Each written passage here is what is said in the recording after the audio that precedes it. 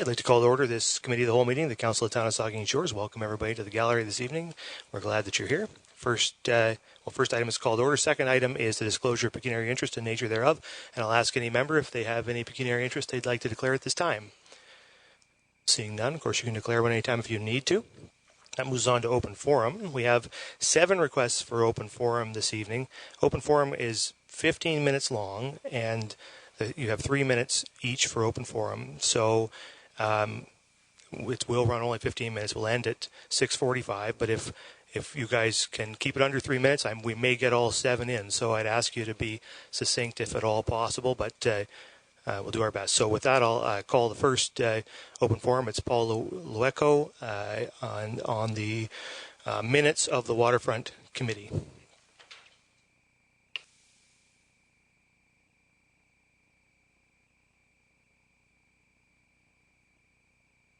Good evening. My name is Paul Lefko. I will be speaking on the Waterfront Ad Hoc Minutes. My family and I are Drive to the Beach residents of Saugeen Shores. As per one of the Mayor's animated information videos, I am more importantly Ross. I am looking for facts on the waterfront development.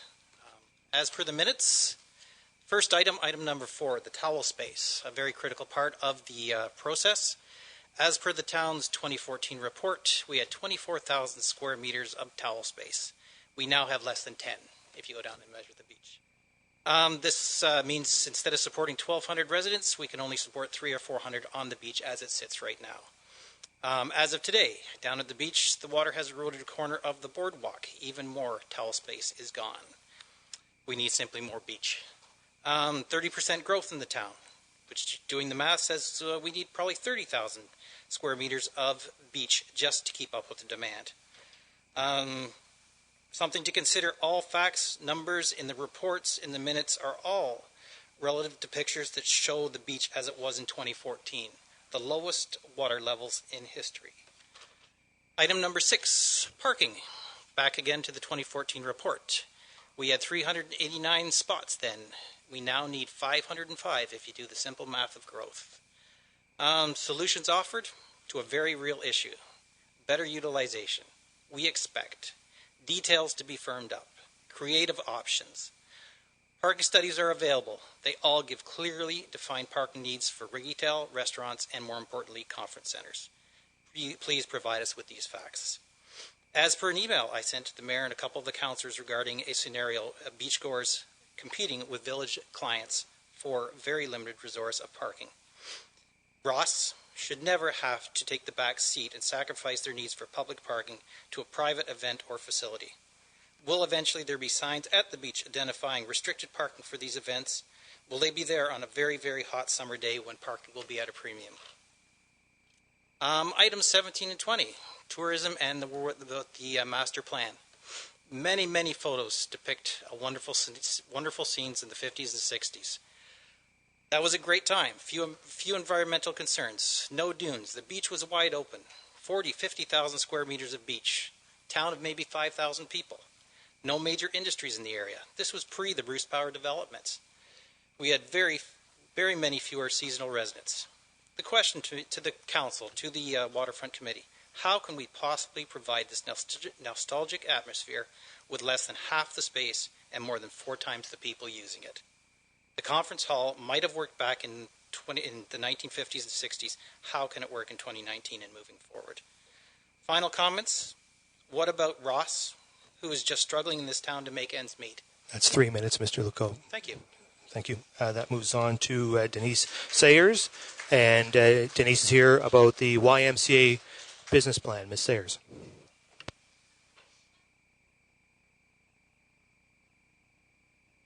My name's Denise Sayers. I'm speaking to the Y business model. I'm a parent of 3 members of the SSLC.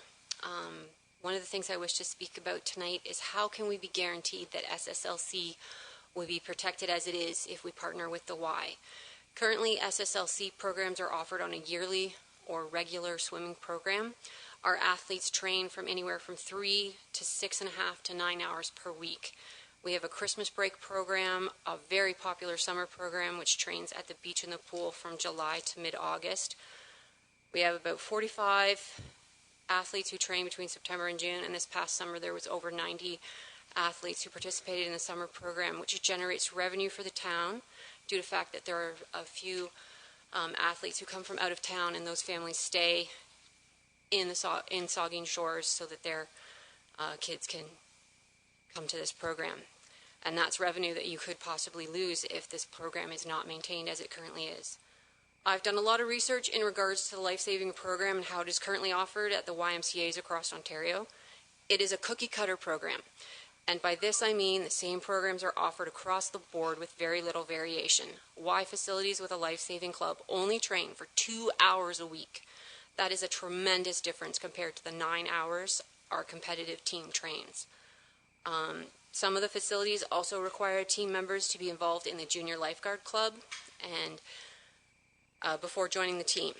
Is this how the Y plans to, quote, maintain and enhance our current program by cutting our pool time down to less than a quarter of what we currently train? I would like to know how they are going to maintain and enhance this program. Telling us what they will and not detailing that information is not telling us anything. This needs to be written out. SSLC is currently placing first and top 3 to 5 in most competitions that we compete in, whereas Cooper Coo, Toronto, based with a Y, appears to only compete in inter-club games.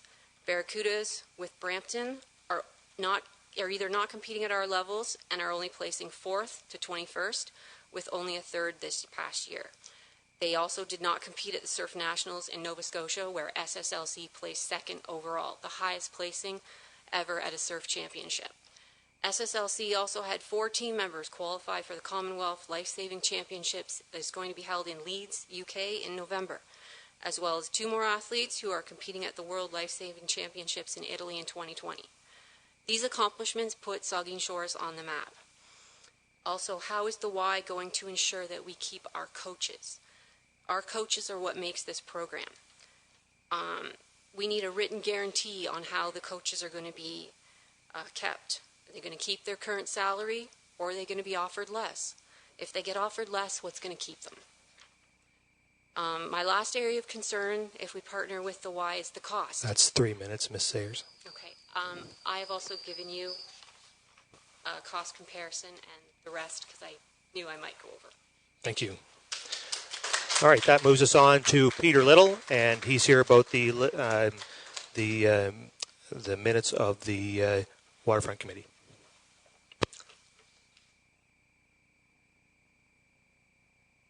Ladies and gentlemen, I'm Pete Little, a lifelong resident of Port Elgin. Not quite native, mind you. You have to be here 2 or 3 or 4 generations to achieve that.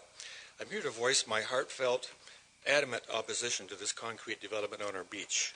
It's a beach. It's public land for all to enjoy. It's not the location for a private enterprise of this magnitude. The size and diversity belongs in a commercial area, uptown or along Highway 21 with the rest of the businesses. It doesn't belong, nor is it wanted on our beach. We don't want commercial vehicles running back and forth to build or supply this development. Our beach is a sacred place. It's the last piece of tranquility excuse me, that this rapidly expanding town has to offer. It's a place for simple pleasures, sand castles, sunbathing, swimming, sunset walks, French fries, the unobstructed views. As I said in my letter to you folks, it's a barefoot beach. The beach-bound vehicles in our residential streets now are filled with excited children wanting to play in the water, eager teenagers looking for their first kiss, and adults looking for yet another family day or a beautiful sunset. They're not looking for or expecting a large dining area, event hall, or retail shopping. We need nothing more than the beach itself. Port Elgin's formative years had the industry at the beach out of necessity. Fish houses, mills, and granaries were able to ship and receive goods of the day via the Great Lakes shipping routes. As time went on and rail service and passable roads became available, the town fathers quickly realized what an incredible asset they have at the waterfront. The commercial buildings were removed or converted into seasonal accommodation or eateries for the visitors that were being lured and attracted to our now famous beach. People for generations have gathered at the waterfront to drink in all of its beauty. My parents vacationed here in their youth and brought us children here to share the joy they found in this paradise. They eventually moved here and invested in the community. A pivotal part of that decision hinged on the natural beauty of the area, specifically the waterfront. We have an enviable, exclusive asset in our community. Don't pave it. I'm not alone in my dismay and frustration over this proposal. There's a very real groundswell of concern to the extent that groups have been formed that this entire proposition is being fast-forwarded without recognition or respect from the council that's been elected to represent them. Comments on my letter that I sent to you folks include, it brought tears to my eyes. It's exactly how I feel. Your letter tells what many are feeling, our precious environment. Coming here over 50 years, let's not commercialize the beach. I agree for sure that the waterfront needs a cleanup, but not one to this extent. A footprint no larger than the station and its environs is plenty of renewal. I urge you earnestly to think this through and do the right thing. Keep our residents and visitors here. Keep our beach a natural resource. There's not another one like it. Thank you. Thank you. That moves us on to Lori McCarty, who is also here about the minutes of the Waterfront Committee. My name is Lori McCarty. The decision to make the Domini proposal is probably the most important decision that this council will have to take. It will define Port Elgin's potential as a tourist destination for the next 50 years and more.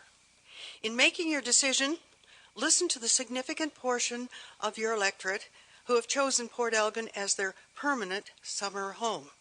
Mr. Mayor, you have said that you are here for the permanent members of the community, and by that you appear to mean those that are year-round residents who live uptown. You are wrong. Summer residents are permanent residents. We pay taxes and we vote. Most of us have a longer-term emotional and economic interest in Port Elgin than many of your year-round residents.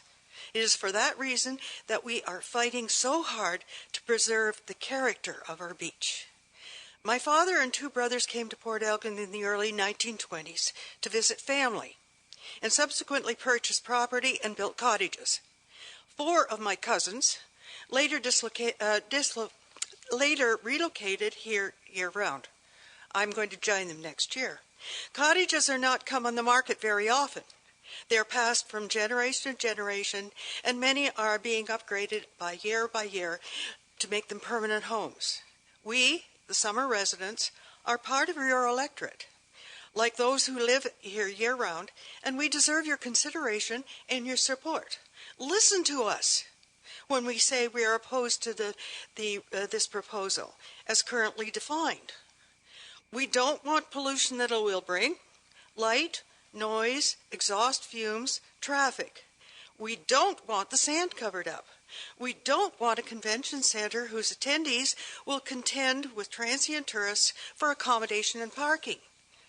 We do want families to come to the beach in the summer, kids to dig in the sand, splash around in the water, eat French fries and ice cream, friends and neighbors to congregate on the beach to watch the sunset. We do want the noise of children playing, not blaring music every day and night of the week. We want our teenagers to get away from their electronics, play beach volleyball, and go out on the water in paddle boards. People come to the beach to walk on the sand and get away from the commercialization of the city. This proposal would bring much of that to our beach. Will the people who now crowd our beach every summer continue to come? And will they choose one of the beaches on the Huron shores that are removing buildings, concrete and pavement from their sand areas? Maybe Port Elgin could go with a convention center, That's restaurant 3 complex. minutes, Ms. McCarty, excuse me. That's 3 minutes. Mayor, please think carefully about making your decision on how to vote. The future of our beach is in your hands. Thank you.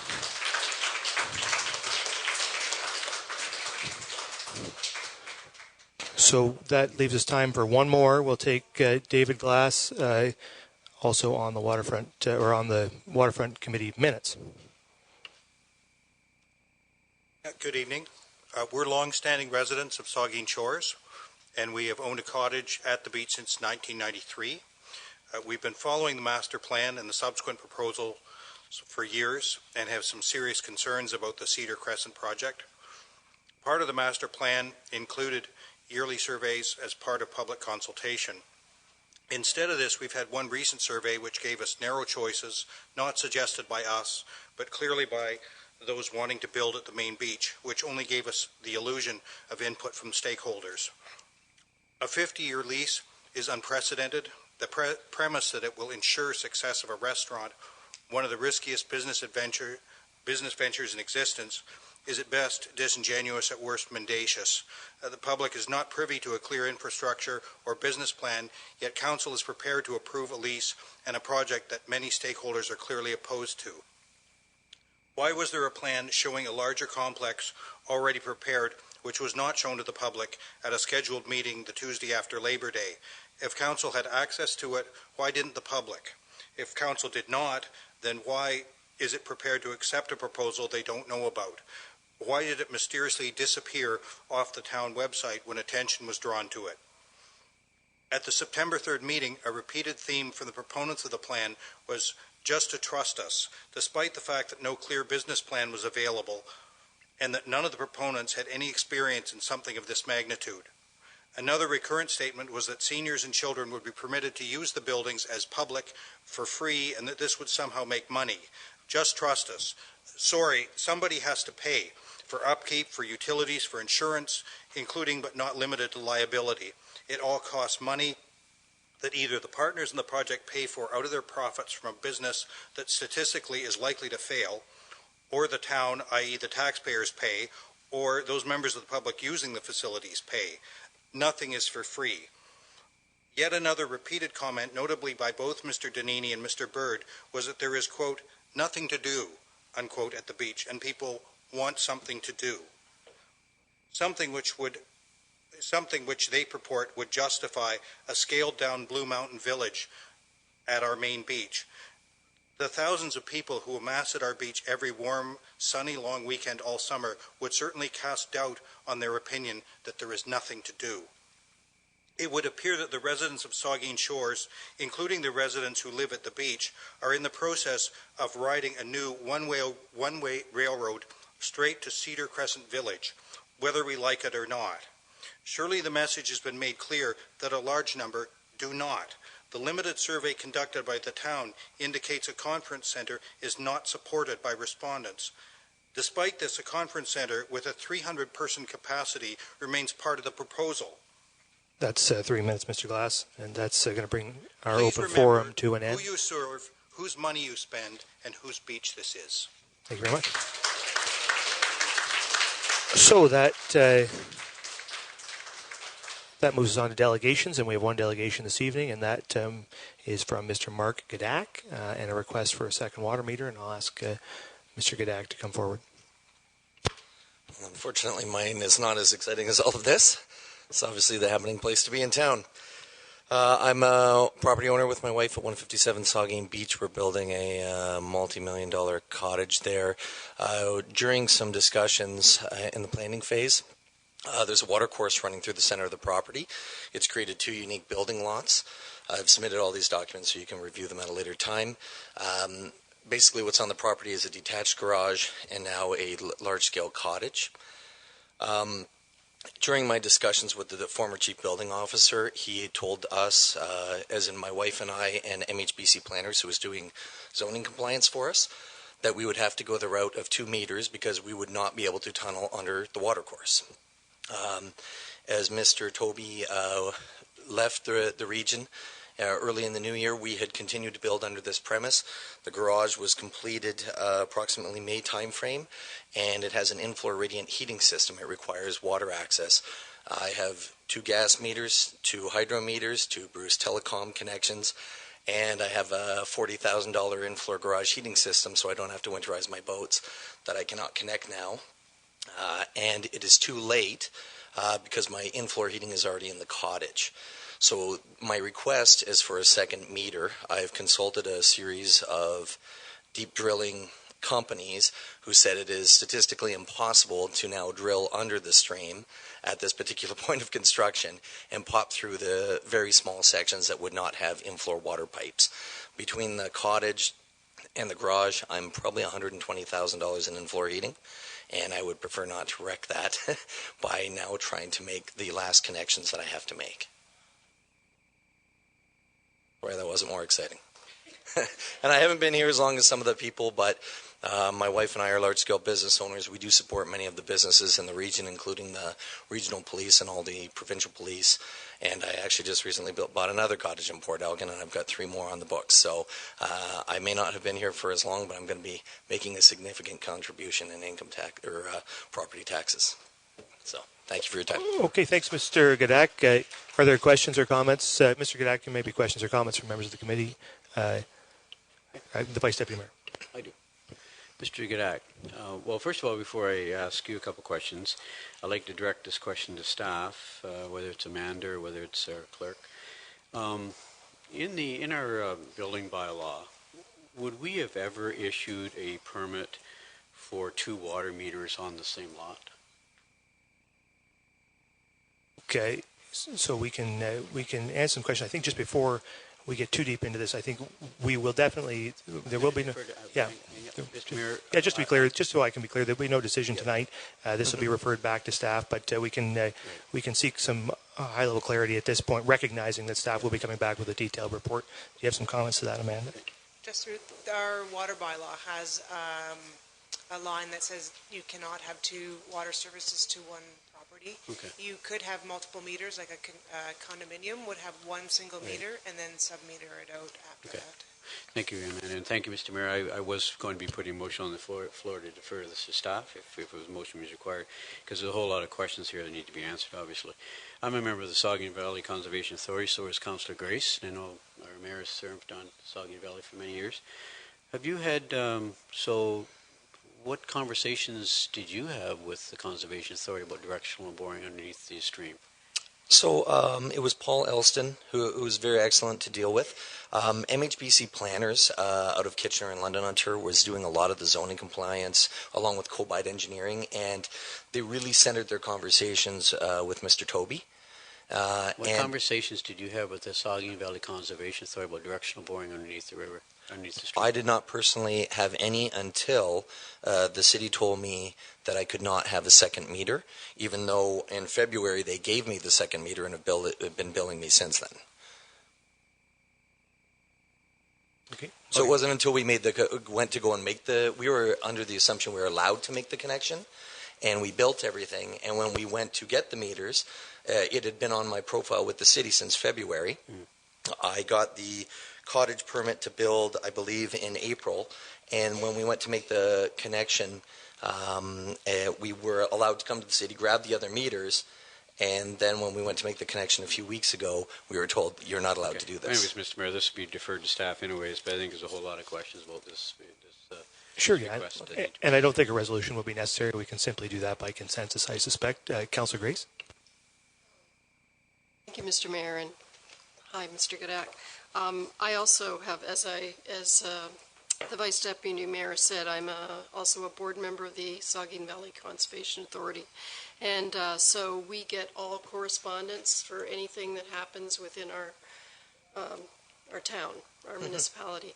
So I did see the letter, the correspondence from the SVCA on August 19th of this year, and that indicated that the proposed development didn't meet, it was something to do with a replacement building and a hot tub structure. That's actually for a shed. That's a different structure, yes. Okay. That's already been cleared. So that has been resolved? That has, yes. We just deviated back to the original size of the shed, and Saugeen Valley and the township were both satisfied with that. Thank you. Anything further from anybody? All right, Mr. Gadak, we'll refer this to our staff, and they'll be bringing us a report at some point in the Hopefully future. before the ground freezes. Okay, thank you very much. Thank you very much.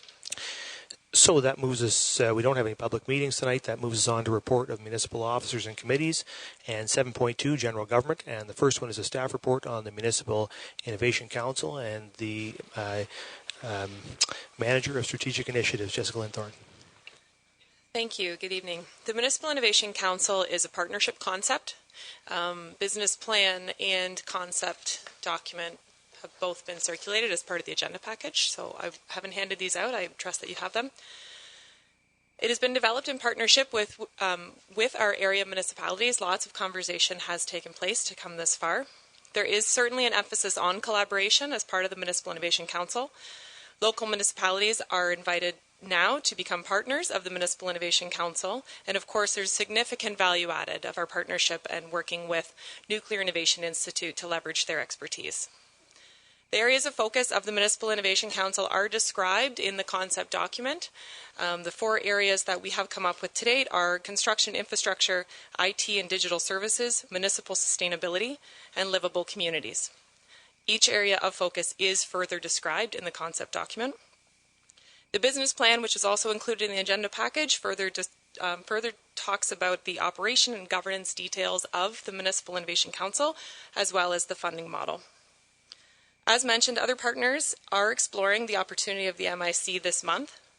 Based on the funding model described in the business plan, it does look, and the staff report including the detail, of $12,000 as a base fee per year, with an additional $2.50 per household, $2.50 per household, based on the 2016 census. So the request is that Saugeen Shores contributes, and the contribution will be capped at $30,915 per year for the 3-year pilot project. Current offer is open for Bruce County municipalities to join the MIC, and there's opportunity and conversation and interest from partners outside of Bruce County into Grey County and Huron County as well. The budget details for the MIC are found in the business plan. The annual revenue projected in the budget talks about 3 areas of spend: hiring a collectively funded municipal lab director who will activate and implement the Municipal Innovation Council, additional funding aside for studies and research, and then finally implementation, so implementing solutions that are producing efficiency and service delivery for residents of Saugeen Shores. Saugeen Shores will not be responsible for additional funding to support the MIC 3-year pilot project. I'd welcome any questions at this time on the Municipal Innovation Council. Thank you. Thank you. I'll read the recommendation, then we can take any questions or comments. It's recommended the Council approve participation in the Municipal Innovation Council as a 3-year pilot project in partnership with Nuclear Innovation Institute and additional municipal partners, and that funding be provided through the Provincial One-Time Efficiency Modernization Grant. Questions or comments from members of the committee? Councillor Grace. Thank you, Mr. Mayor. Jessica, could you clarify what the role of NII will be in the Municipal Innovation Council? Through you, Mr. Mayor, thank you for the question. So the Nuclear Innovation Institute has, since day one, talked about the Advanced Technology Hub. So the NII, when you're on their website and you learn more about them and their package and branding, they have 3 different hubs, one being the Advanced Technology Hub. Within that hub, they do talk about municipal innovation as piece of that. So since they first launched and announced their hubs and the business plan, municipal innovation has been in there. I did have an interesting conversation today and reminded of that hub and how this has always been built in. NII is certainly recognizing the opportunity with the major component replacement being a 25-year construction project, understanding that they are working toward efficiency on their project and knowing that a number of those efficiencies can align to public sector. So they understand and see the opportunity for municipal innovation, and certainly municipal champions on the ground see an opportunity to leverage what will be happening in NII in regards to working with their innovation teams, leaning on their experts, consultants that are coming in, and really working together to find efficiency together. Thank you. On the budget page, under expenses, it has a heading that talks about implementation. Could you explain for us maybe some examples of what that might entail? Through you, Mr. Mayor. So the implementation line really is about implementing solutions. The Municipal Innovation Council is an active and implementing program. It's not a think tank where we're spitballing ideas. We're talking, we're collaborating, and we are doing something. So when we talk about the implementation budget, that may be something that comes back to council, and it could be a widget, a sensor, as an example. So there's a sensor we can install. It will give us this data. This will help us make smarter choices. We will become a resilient community based on a widget, as an example. Now, in order to implement that widget, it might be that that department head has to come back to council and plan to make that pitch for the following budget season. So there's one example where implementation, to take it that step further, there is additional cost should the community decide to move forward and make that investment. Implementation also means having a look, and a good example of this one could be climate change. So one of the areas of focus with NII is around environment and climate change. It could be an opportunity to collectively, the partners of MIC, come together, work with a professional around sustainability, building some of those best practices. Maybe it's a checklist to consider when we do building permitting, as an example. And now we have that. We have that kit. It's initially implemented. So now we bring that kit home and we're able to do it in-house, and there's no additional cost to do that. So there's a couple of examples.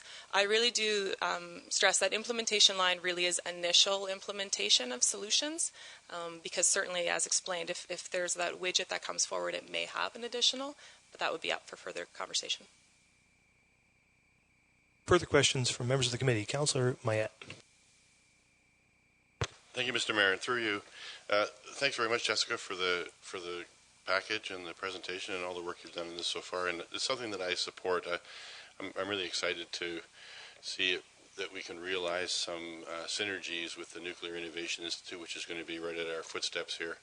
My question is, like this sounds like a novel idea, but I presume it's not the first time it's been done in the province, that there are other innovation hubs that have been established and are up and running. Can you talk about where some of those might be and maybe how we might be able to explore how they're doing and maybe even take some of their ideas? Absolutely. Through you, Mr. Mayor. Thank you. And that's a great question.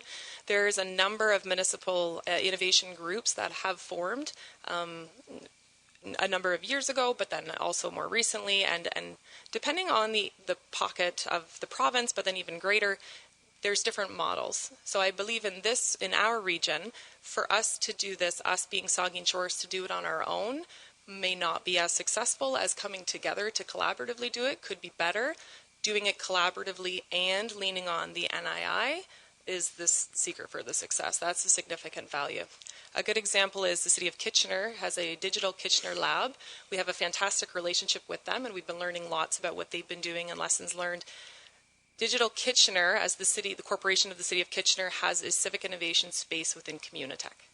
So the City of Kitchener saw the opportunity to leverage Communitech, which is a tech incubator, accelerator, and innovation space, and they do a lot of corporate innovation there. So the City of Kitchener said, well, okay, if corporate innovation's happening, where's the space for civic innovation? So they've gone forward with that. They've had a number of successes reported to council, improving that efficiency, and they're keeping that model up. So that's one example that I do like to share because we have a relationship with them. Recently, I've been contacted by Halifax, who is starting to launch their municipal innovation space. Something similar where you're working with different neighborhood groups and pockets to unfold and hear from the community how we can be better and smarter and work together. So again, kind of drawing it back to that, this is a partnership and there's a significant emphasis on collaboration, including our collaborative spirit with NII. Okay, further comments? Councillor Rich, and then we'll get Councillor Schreider.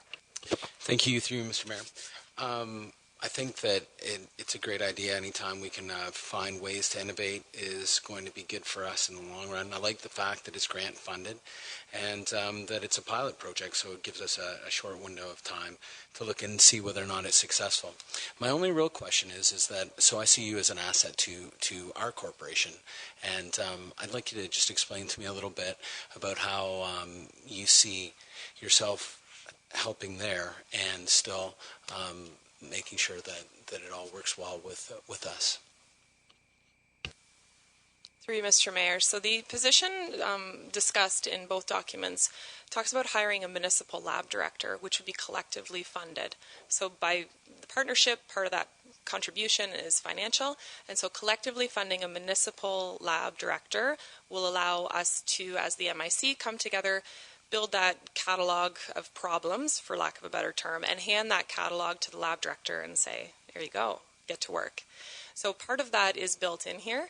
The way the MOU with NII for the MIC reads, if you can follow that one, the way the MOU reads is that we, as the town of Saugeen Shores, will be coordinating the MIC, building these partnerships, getting things in the right shape, getting that lab director in place, handing it over, but having myself act as that chair at the MIC to ensure that this project moves forward successfully. So I hope that answers your question. Councillor Schreider. Thank you, and through you, I also support this. I think it's just great. I think it's great for Saugeen Shores as a whole, but I also understand the importance of it as a municipal employee. So I think it's tremendous. Jessica, the 4 areas, construction and infrastructure, sustainability, IT digital enhancement, and livable communities, those didn't all just come from Saugeen Shores. Were the other communities who are being asked to join the MIC, were they consulted with that, and those are some of their problems as well, or issues that they're dealing with? Through you, Mr. Mayor, yes, absolutely. So when we started preliminary conversation back in May, drawing up this idea, asking NII what they thought, the next step was talking to area CAOs saying, does this stuff make sense? Those 4 have changed a few times. Now we're landing at a good place. The documents still say draft on them, and that's a very conscious choice. They're areas of focus that we have heard, that we have thought of, that we understand are common pain points. Until we have the MIC formalized and in-house and we do that strategic planning to say, let's pinpoint down where do we want to focus, these documents will remain draft. So as much as I say right now those 4, I'm not willing to speak on behalf of the MIC to commit to those 4, but that's where we're heading toward as a conceptual design. Great. And one other question is, will it be formed, will the MIC be formed prior to other municipalities joining, or all of the other municipalities that have been invited? Can it form without their contribution? Through you, Mr. Mayor, yes and no. This is a tough one, but I'm willing to answer that. So where things sit today, all Bruce County municipalities councils are learning about the MIC and learning about the opportunity.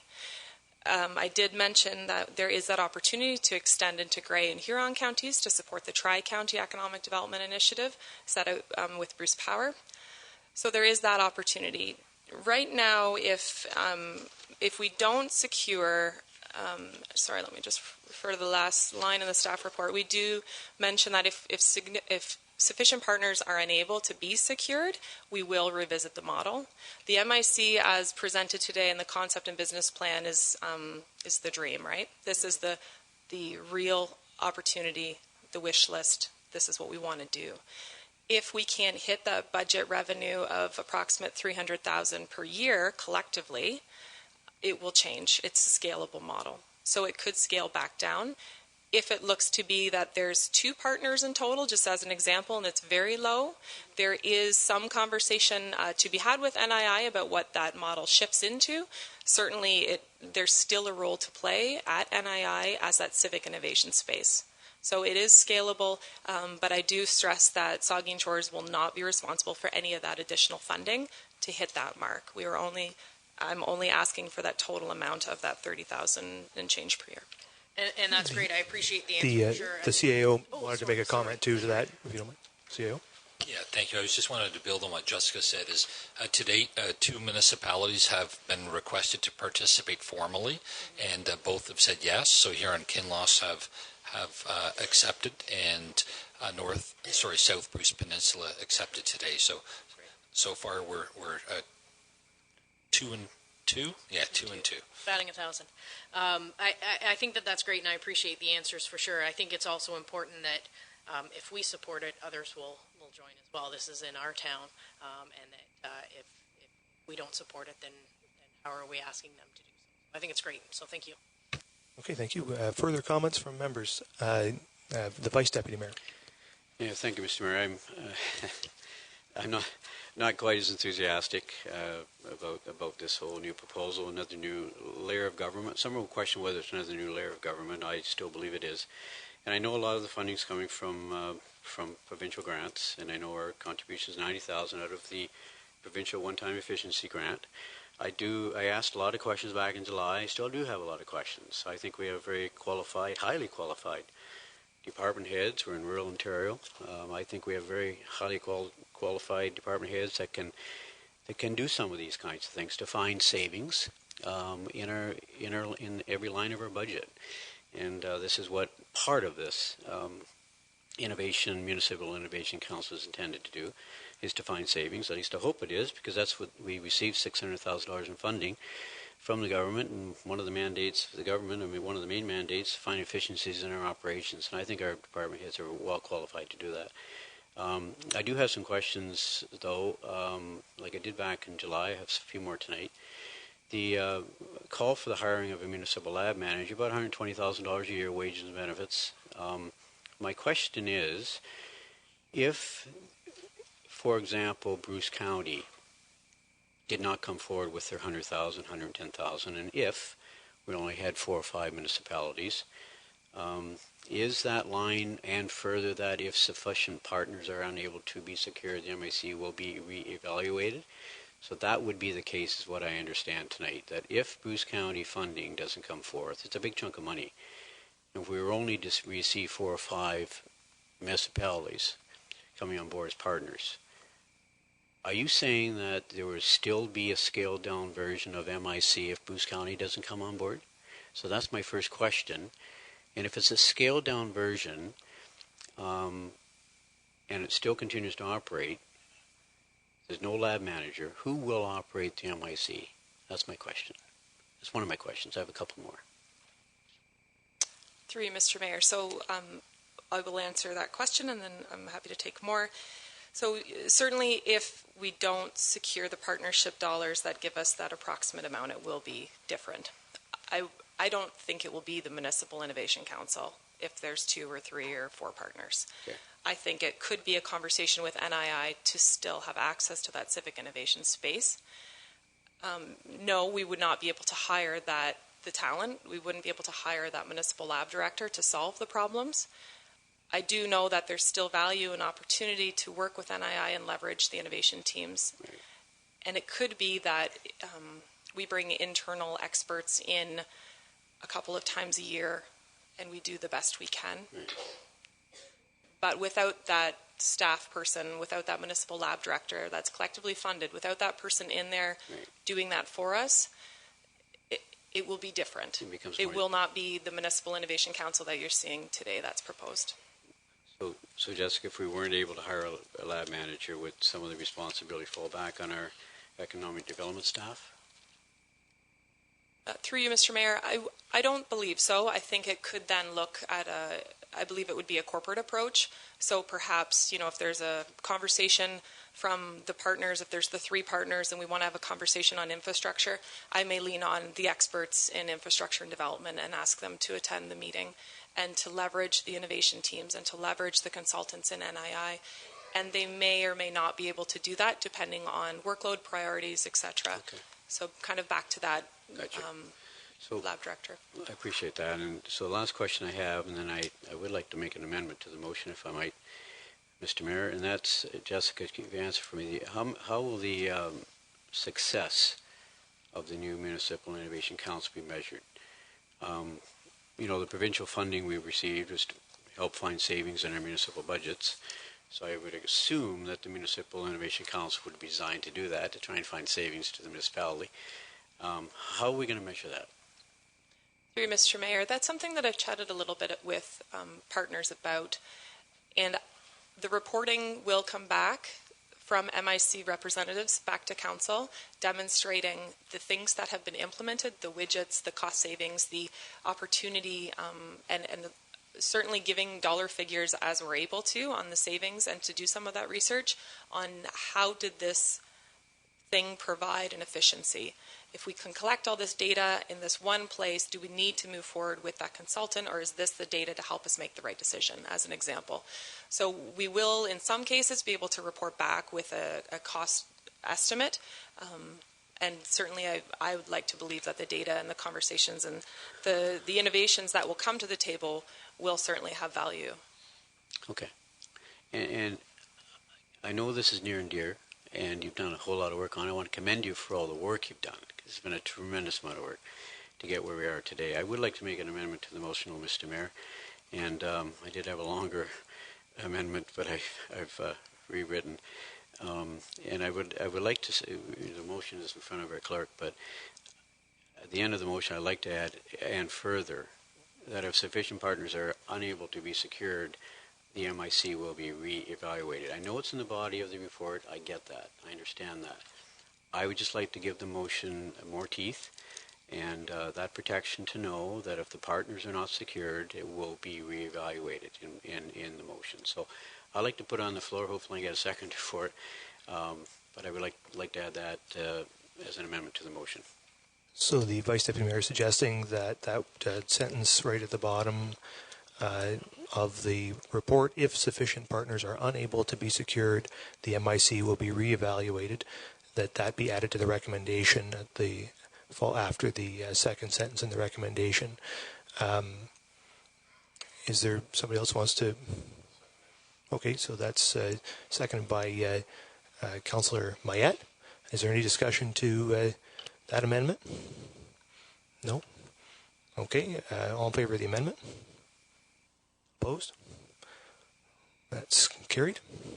All right, so that moves us then on to the main recommendation with the amended wording. No, you can continue with the discussions. Yeah, Councillor, or the Deputy Mayor, pardon me. Thank you, Mr. Mayor. And through you, I'll be totally supporting this motion. I believe the MIC is the next wave of municipal government. The MIC will be able to work with our surrounding municipalities to find efficiencies that these municipalities would not have been able to find by themselves. It has the ability to think beyond what present-day municipal governments are doing. It takes us to that next step. We've talked about having to work and find ways to find housing, affordable housing. That is a little bit beyond the present scheme of municipal government. This MIC will be able to do things that we will not be able to do. And as Jessica goes out and meets with the different municipalities, she has 2 on board right now. I'm sure there'll be 3, 4, 5 more coming on, and it's just a matter of time. So I totally support this and look forward to what she's going to be able to accomplish. Is there any further comments from members? Well, I'll just add that my own congratulations to you, Jessica, and to your team. I think that the work you've done on putting these documents together is extremely good.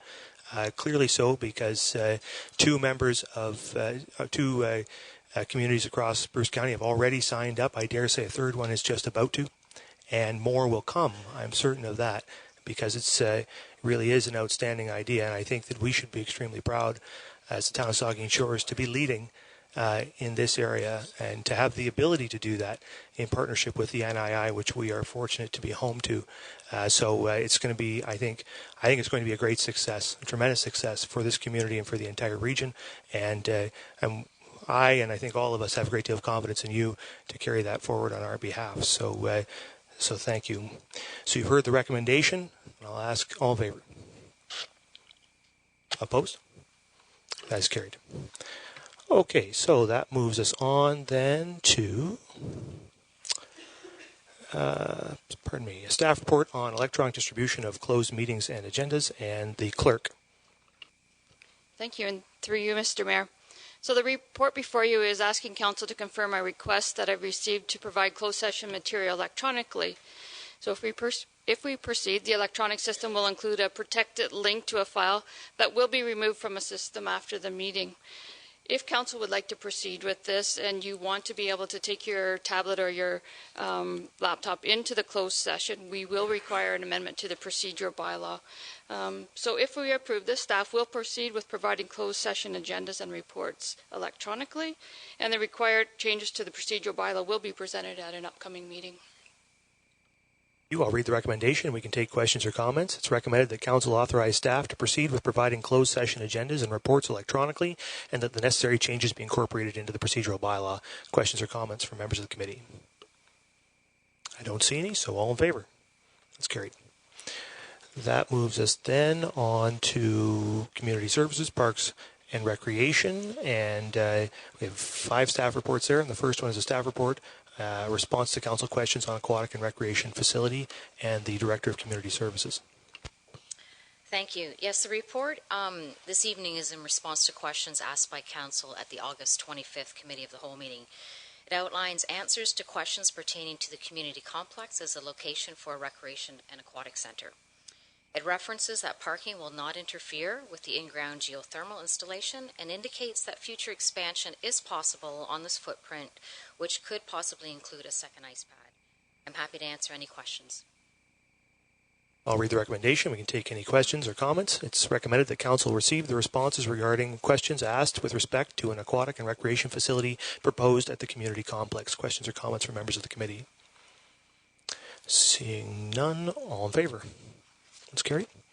That moves us then on to the second staff report, community complex location for a recreation and aquatic facility, and the director. Thank you. With the 9 questions answered in the previous report, staff is seeking approval for the community complex as the preferred site for the recreation and aquatic facility. 4 previous consultant reports have identified this site as the preferred site, with 3 of those reports considering community consultation to solidify this as the most desirable site. The community complex location is convenient and efficient for busy families to access. A consolidated year-round location is considered a hub and would raise the profile of a new pool within the community. As our community continues to grow, this facility will be a much-needed addition. The ability to market both facilities is convenient and efficient and becomes a one-stop shopping recreation for everyone's needs. It could very likely be the first facility that visitors enter when coming into Saugeen Shores and will have a profound first impression of the municipality. The footprint allows for future expansion of additional parking as well as a second ice pad if desired. Further research will ensure that merging the operations on this site will equate to operating efficiencies utilizing the existing geothermal system.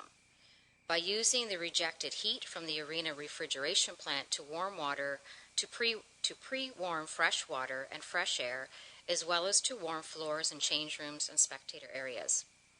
This will help reduce utility costs, and this technology is already being used to supplement the heating in the municipal offices. Development and construction at this location would have a minimum impact on the residents, as it could easily be controlled and monitored. The area and the site are already busy locations within the community, and it is anticipated the increase in traffic would not raise objections from residents. Most importantly, the development costs for this location are estimated to be the lowest of all previously reviewed sites, and there would be no issues with zoning issues. I've provided you a copy of the footprint for this site as completed by architects. This footprint identifies a center to the north of the existing complex as well as a second ice pad. It complements the existing ice pad as well as the municipal office and outlines what a true hub would look like.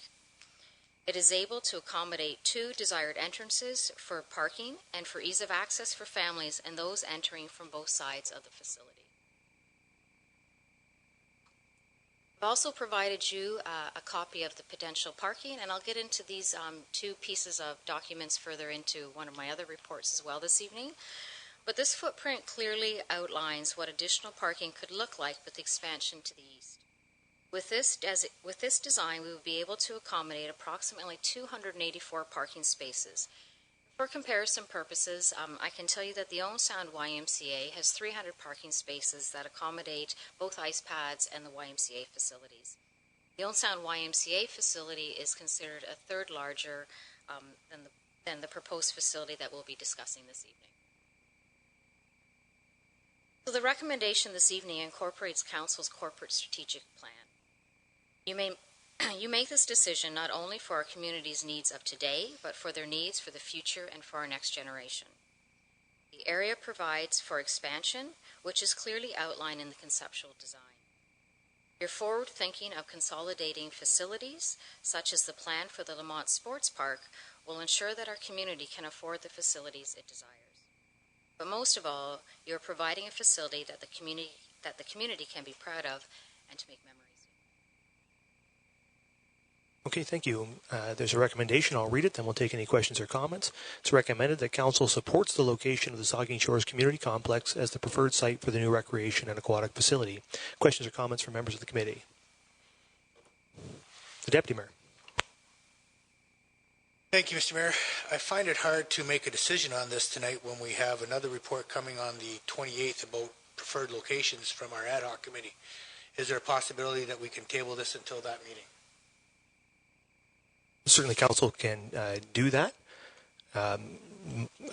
Recognizing, of course, that making a decision on the site is, I think, at least a preferred thing to do in advance of applications for funding for this project.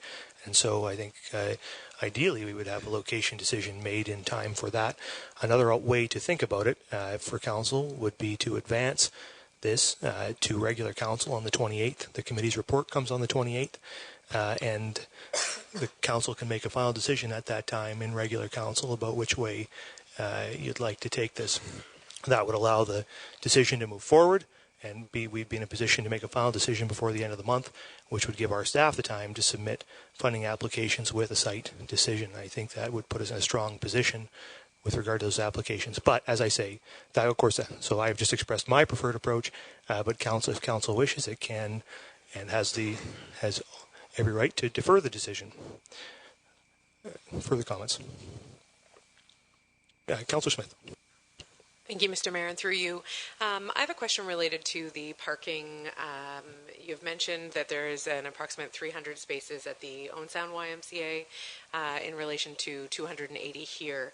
It is my understanding, having attended functions or practices at the YMCA in Owen Sound, that ice surface, there are very limited seating options. It's not typically used for games. It's mostly practices or minor games. So essentially my capacity is the question I'm looking for. We host a number of large events. I'm thinking when our teams went to OMHA finals, or even our weekly Winterhawks games where these stands and parking spaces are filled.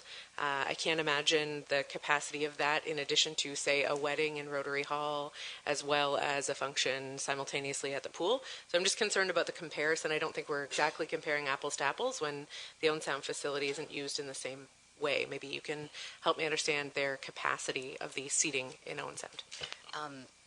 And I do have a member from Owen Sound YMCA here today as well, but when we talk about the YMCA facility, and I'll reference it in a future report this evening too, the second ice pad is similar to what is currently in Owen Sound. It's not a spectator seating ice pad. It is more of a training facility. So very similar when we look at two different ice pads in that capacity. Yeah, you are right. There are events that happen here, that happen at the YMCA too, that take up the full capacity of our parking plus our streets as well, and which is a great position to be in, to be quite honest, that our facilities are used to those capacities. Will that stop with adding additional parking spots? There will always be pressures throughout the course of the year when we have activities in this facility that mandate or that require additional parking. So there will be a course for there will be opportunities, absolutely, that we require additional parking, but you need to take into consideration how many times are those a year.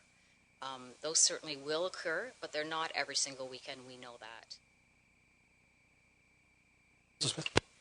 Can you clarify exactly what the capacity of, I understand there's two ice pads in Owen Sound. One has limited seating, one has none. I hear you in that we are proposing one at Saugeen Shores where we have extensive seating and one with none. Can you articulate, or perhaps someone from the YMCA can identify what the seating capacity is in the Owen Sound facility? I could not tell you what the capacity is for seating at the Do you have a comment, CIA? Yeah, and I'd just like to build on what Jane said earlier, is if future parking demands exceed expectations on our site, we do own lots of property to the south that our parking could be extended. Certainly, when a second ice pad is created, we will manage that.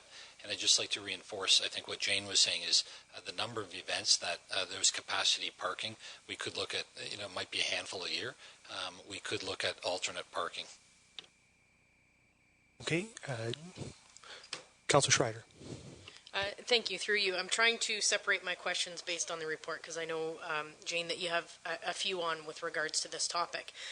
So with regards to the location here, so the YMCA building and the proposal has an independent HVAC system and mechanical system. Is that correct? than the Plex. Like, it's not tied into the Plex. This plan doesn't have them tied in together. They are. There's assumptions that they are separate. Oh, okay, yeah, because there were some questions that were answered as well. So that's where I got that from. So one of the main motivators, I think, to pick the Plex location was to become more efficient and to have our surplus waste heat from our refrigeration plant and use that in the facility, much like it is throughout this building. But if the two systems aren't being, as part of the plan, not tied in together, why isn't that part of the plan? I guess that's before us. So those are getting into technical questions, and until we get to that point of design and construction, it's difficult to answer those questions of what could be. Ideally, we'd want to be able to use the excess surplus heat that we have here as part of for efficiencies for that building. That will be our goal through that, and if it means separate meters, but accessing the use from here, I can't answer those questions right now until we get into more detailed drawings. Okay, so but one of the main motivators was to have the mechanical systems tied in together in order to recoup the surplus heat and to use throughout and make up water and things like that. Certainly, that's certainly one of the main motivators. There's several motivators as indicated in the reports. Yeah. The CAO wanted to make a comment to that. I just want to again build on what Jane was saying. Is in the proposed budget, as you'll see later. Within the budget, there is a separate, there's funding for separate heating and ventilation. We have consulted with the original architect. We have no reason to believe that we can't make use of that excess heat. The cooling or the piping is just to the west of the building. It could be further extended. So we're covering off both. We have in the budget, if we're not able to, we have no reason to believe that we won't be able to do that. And just to build again on Jane, is that's certainly one consideration, using that efficiency, but there's much larger considerations for locating the Y here to create a true community hub. That's the primary. And the reason that I had asked that was because this is a 20-year-old system, as well as that if a mechanical engineer has looked at the system and done an audit or capacity of it to see if actually this system will tie in with a newer system that potentially would be maybe 25 years old by the time that this facility was built. So I just think it's an important factor if we have higher capital costs down the road in order to tie in the two mechanical systems. I think that's it for this. Thank you. Thank you. Further comments from members? The Vice Deputy Mayor. Thank you, Mr. Mayor. And I still, I'm not 100% sold here. Still, I think we're still trying to shove a square peg into a round hole. I think, but the CAO has come up with a plan and staff saying that it does fit, and there's 280 spots. And I think Councillor Smith mentioned very good points about parking. In that our arena here is a very well-attended facility, the Plex. It demands lots of space for parking, and this new Family Y is going to demand a whole lot of space for parking, and so does the Rotary Hall. And then there's the Nuclear Innovation Institute right next door, and our municipal office building. So I'm still not 100% convinced. I know the answers are well documented. It looks good on paper. I don't see much landscaping in this plan. I see a whole lot of asphalt. But not a lot of greenery. I'm chairing a committee right now. This council requested. I think it was a 8-1 vote, perhaps, maybe unanimous. 8-1, I believe. Doesn't matter. For a ad hoc committee to be struck to go out and take a look at 2 or 3 alternate locations to the Plex, and that's what we've done. And I think that committee, we had our second meeting today, we've come up with a recommendation for the 28th for the, quote, preferred site if the Plex isn't deemed to be the correct site. I think we should hear that committee out.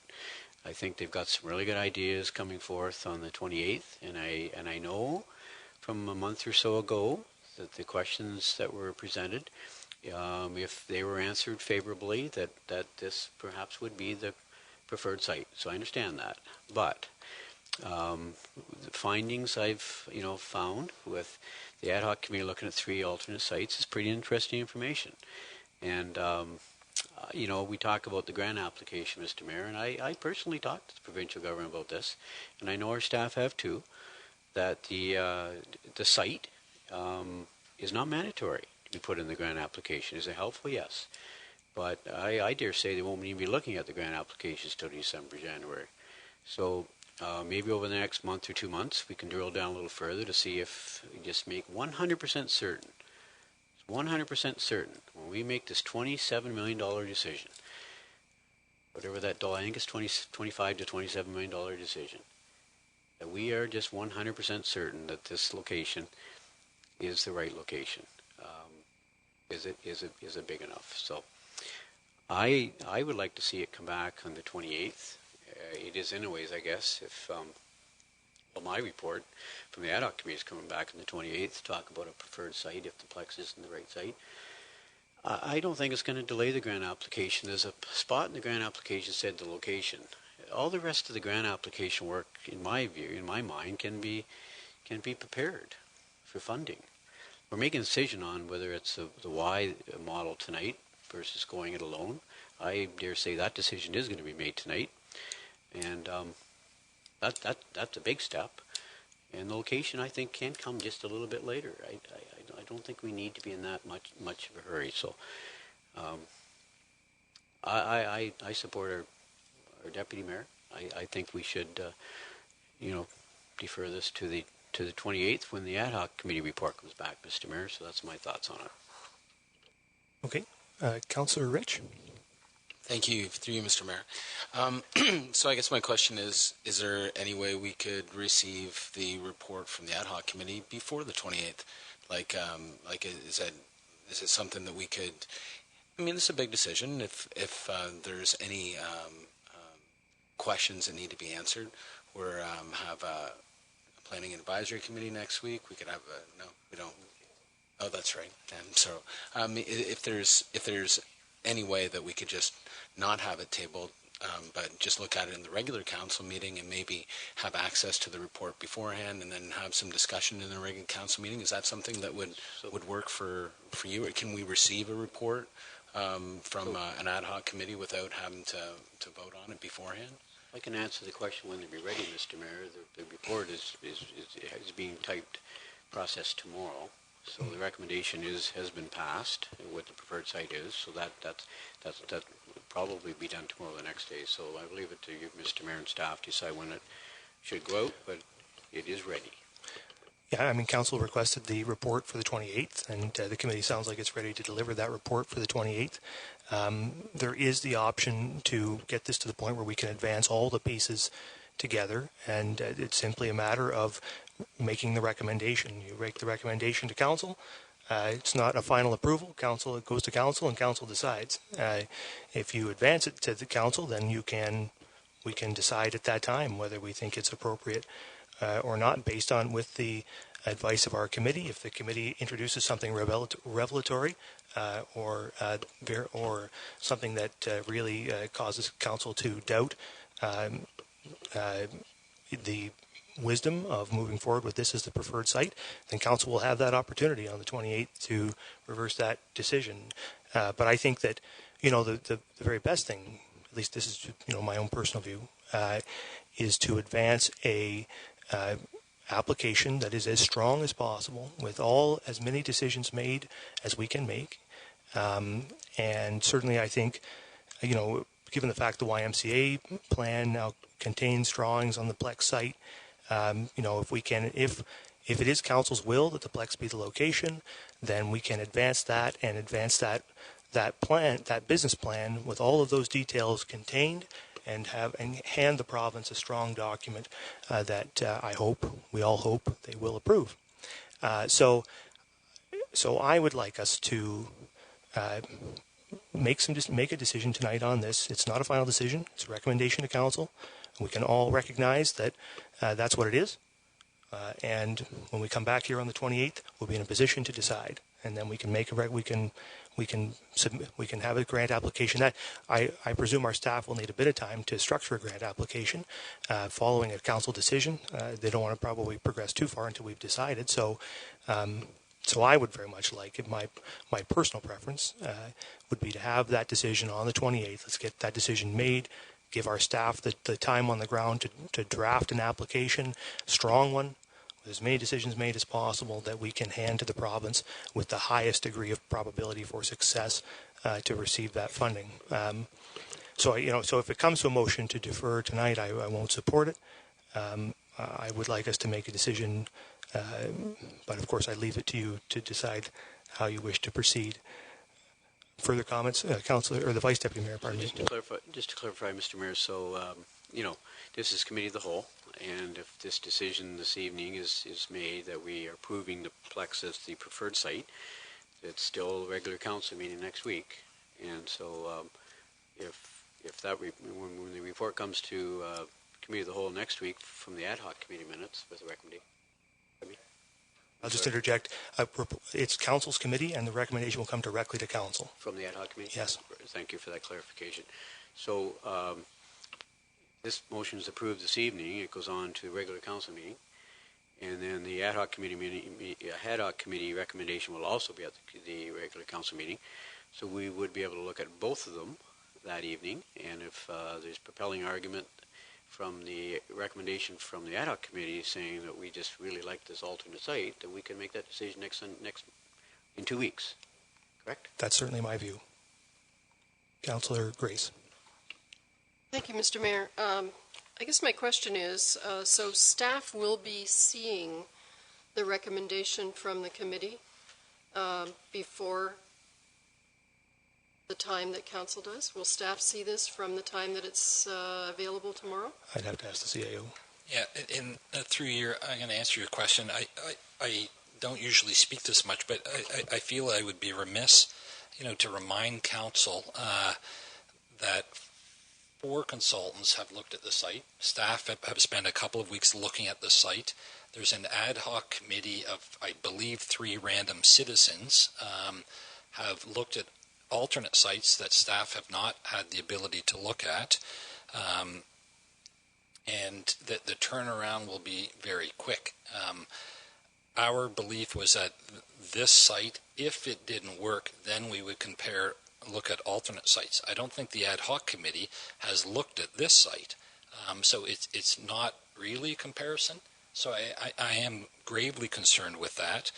If staff get the report, you gave us a few weeks to look at this site that has been under consideration for a decade. You're going to give us a couple of days or weeks to look at a site that we've never looked at. So it's very concerning. I agree with the mayor, and again, I don't usually speak this much. Advancing this site tonight, if something transpires at the next one, at the next meeting, but we really won't be able to look at a brand new site that we've never considered in that period of time, at the level of detail that Council requested us to do on this site. When we get it, it's hard to think of the process that we would follow. If it's a site, there's planning considerations that we would have to look at. I'm not sure if I answered your question quite frankly. Councillor just wanted to know if staff will see the report before Council does sometime in the next couple of weeks. You'd have to ask the chair of the committee. Yeah, sure. Vice Deputy Mayor. One thing, Mr. CAO, and I don't want to get into a long debate and shouting match over this thing, but, he's absolutely correct. There is 4 reports on the site, but keep this in mind, Mr. CAO and Council, that when those reports were considered, we were talking about a pool and a walking track. The Y was not even mentioned in those reports, so remember that. We are adding a fitness facility to this facility and a gymnasium. So yes, there were reports, but yes, they talked about pool and walking track. There was no mention of those other two amenities. Fitness facility, gymnasium, which takes up a whole lot of parking. So I just wanted to clarify that. I would just add, and just to, we don't need to make a big thing of this. I think Council fully understands the impact and implications of the decisions it has before it, I think, right? I think that when it comes in 2 weeks, if council were to upend what we've done with the Plex for the last 10 years, there would be ramifications, and I think council understands that those ramifications would involve more staff time and a bunch of changes to the wide business plan, which has already been done. I think council comprehends that. So if win this decision, my hope is we'll move this recommendation to council tonight, and if the decision comes on the 28th, and we get our committee report, my view is council would weigh that.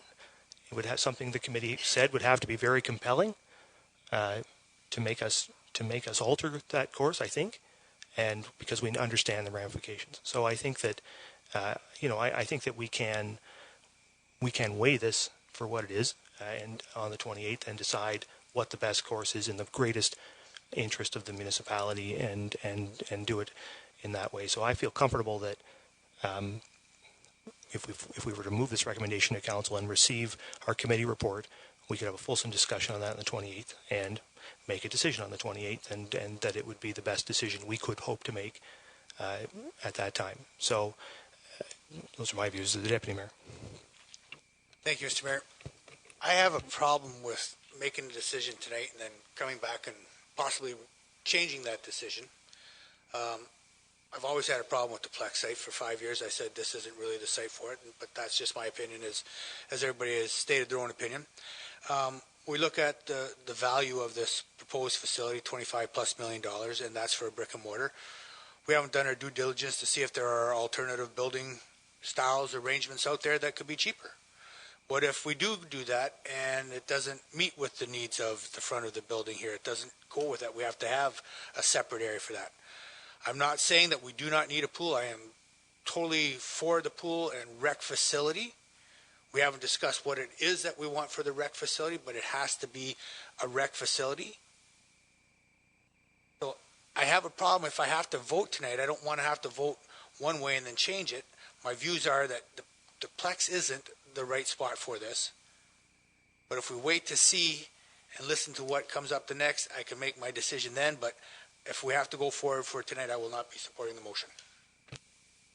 Okay. Is there further discussion? Councillor Grace.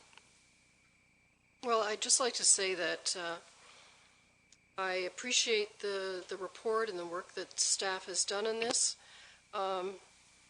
I have a concern about the fact that we struck an ad hoc committee, and I'm not quite sure why we have this 2-week period, or a little less than a 2-week period, that staff couldn't consider that in the next 2 weeks. If the report is completed and available tomorrow, and consider that with an open mind.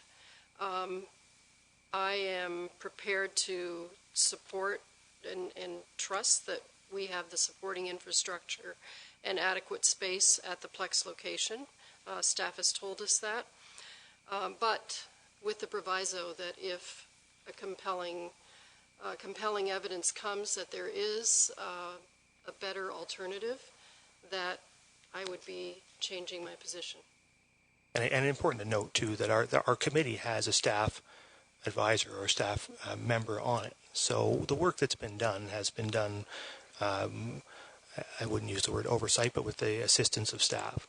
So what we will receive, as the CAO has rightly pointed out, will not be complete, or won't be buildable drawings, right? But it will be the best that a committee could do with the help of that staff could provide over the period that we gave them, and that's the information we'll have on which to make a decision. And I feel comfortable council can do that. So anyway, we've had a good debate on this, and so maybe I'll call the question then on the recommendation.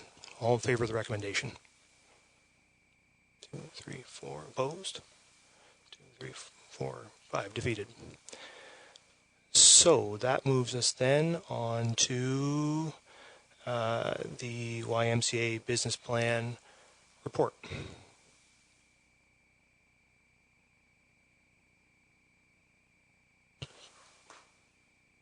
Thank you.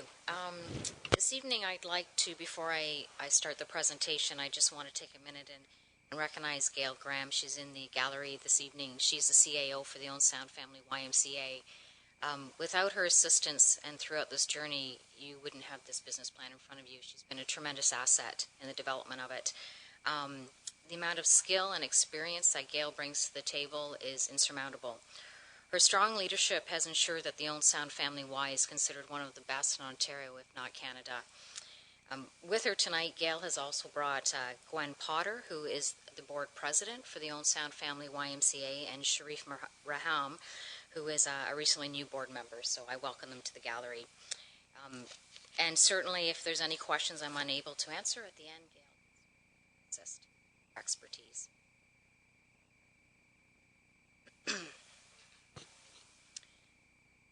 As requested by council. Could you speak a little closer to your mic? You're just a little hard to hear. As requested by council, staff is presenting the business plan this evening for YMCA. The business plan was prepared with the assumption that the YMCA will be constructed adjacent to the community complex.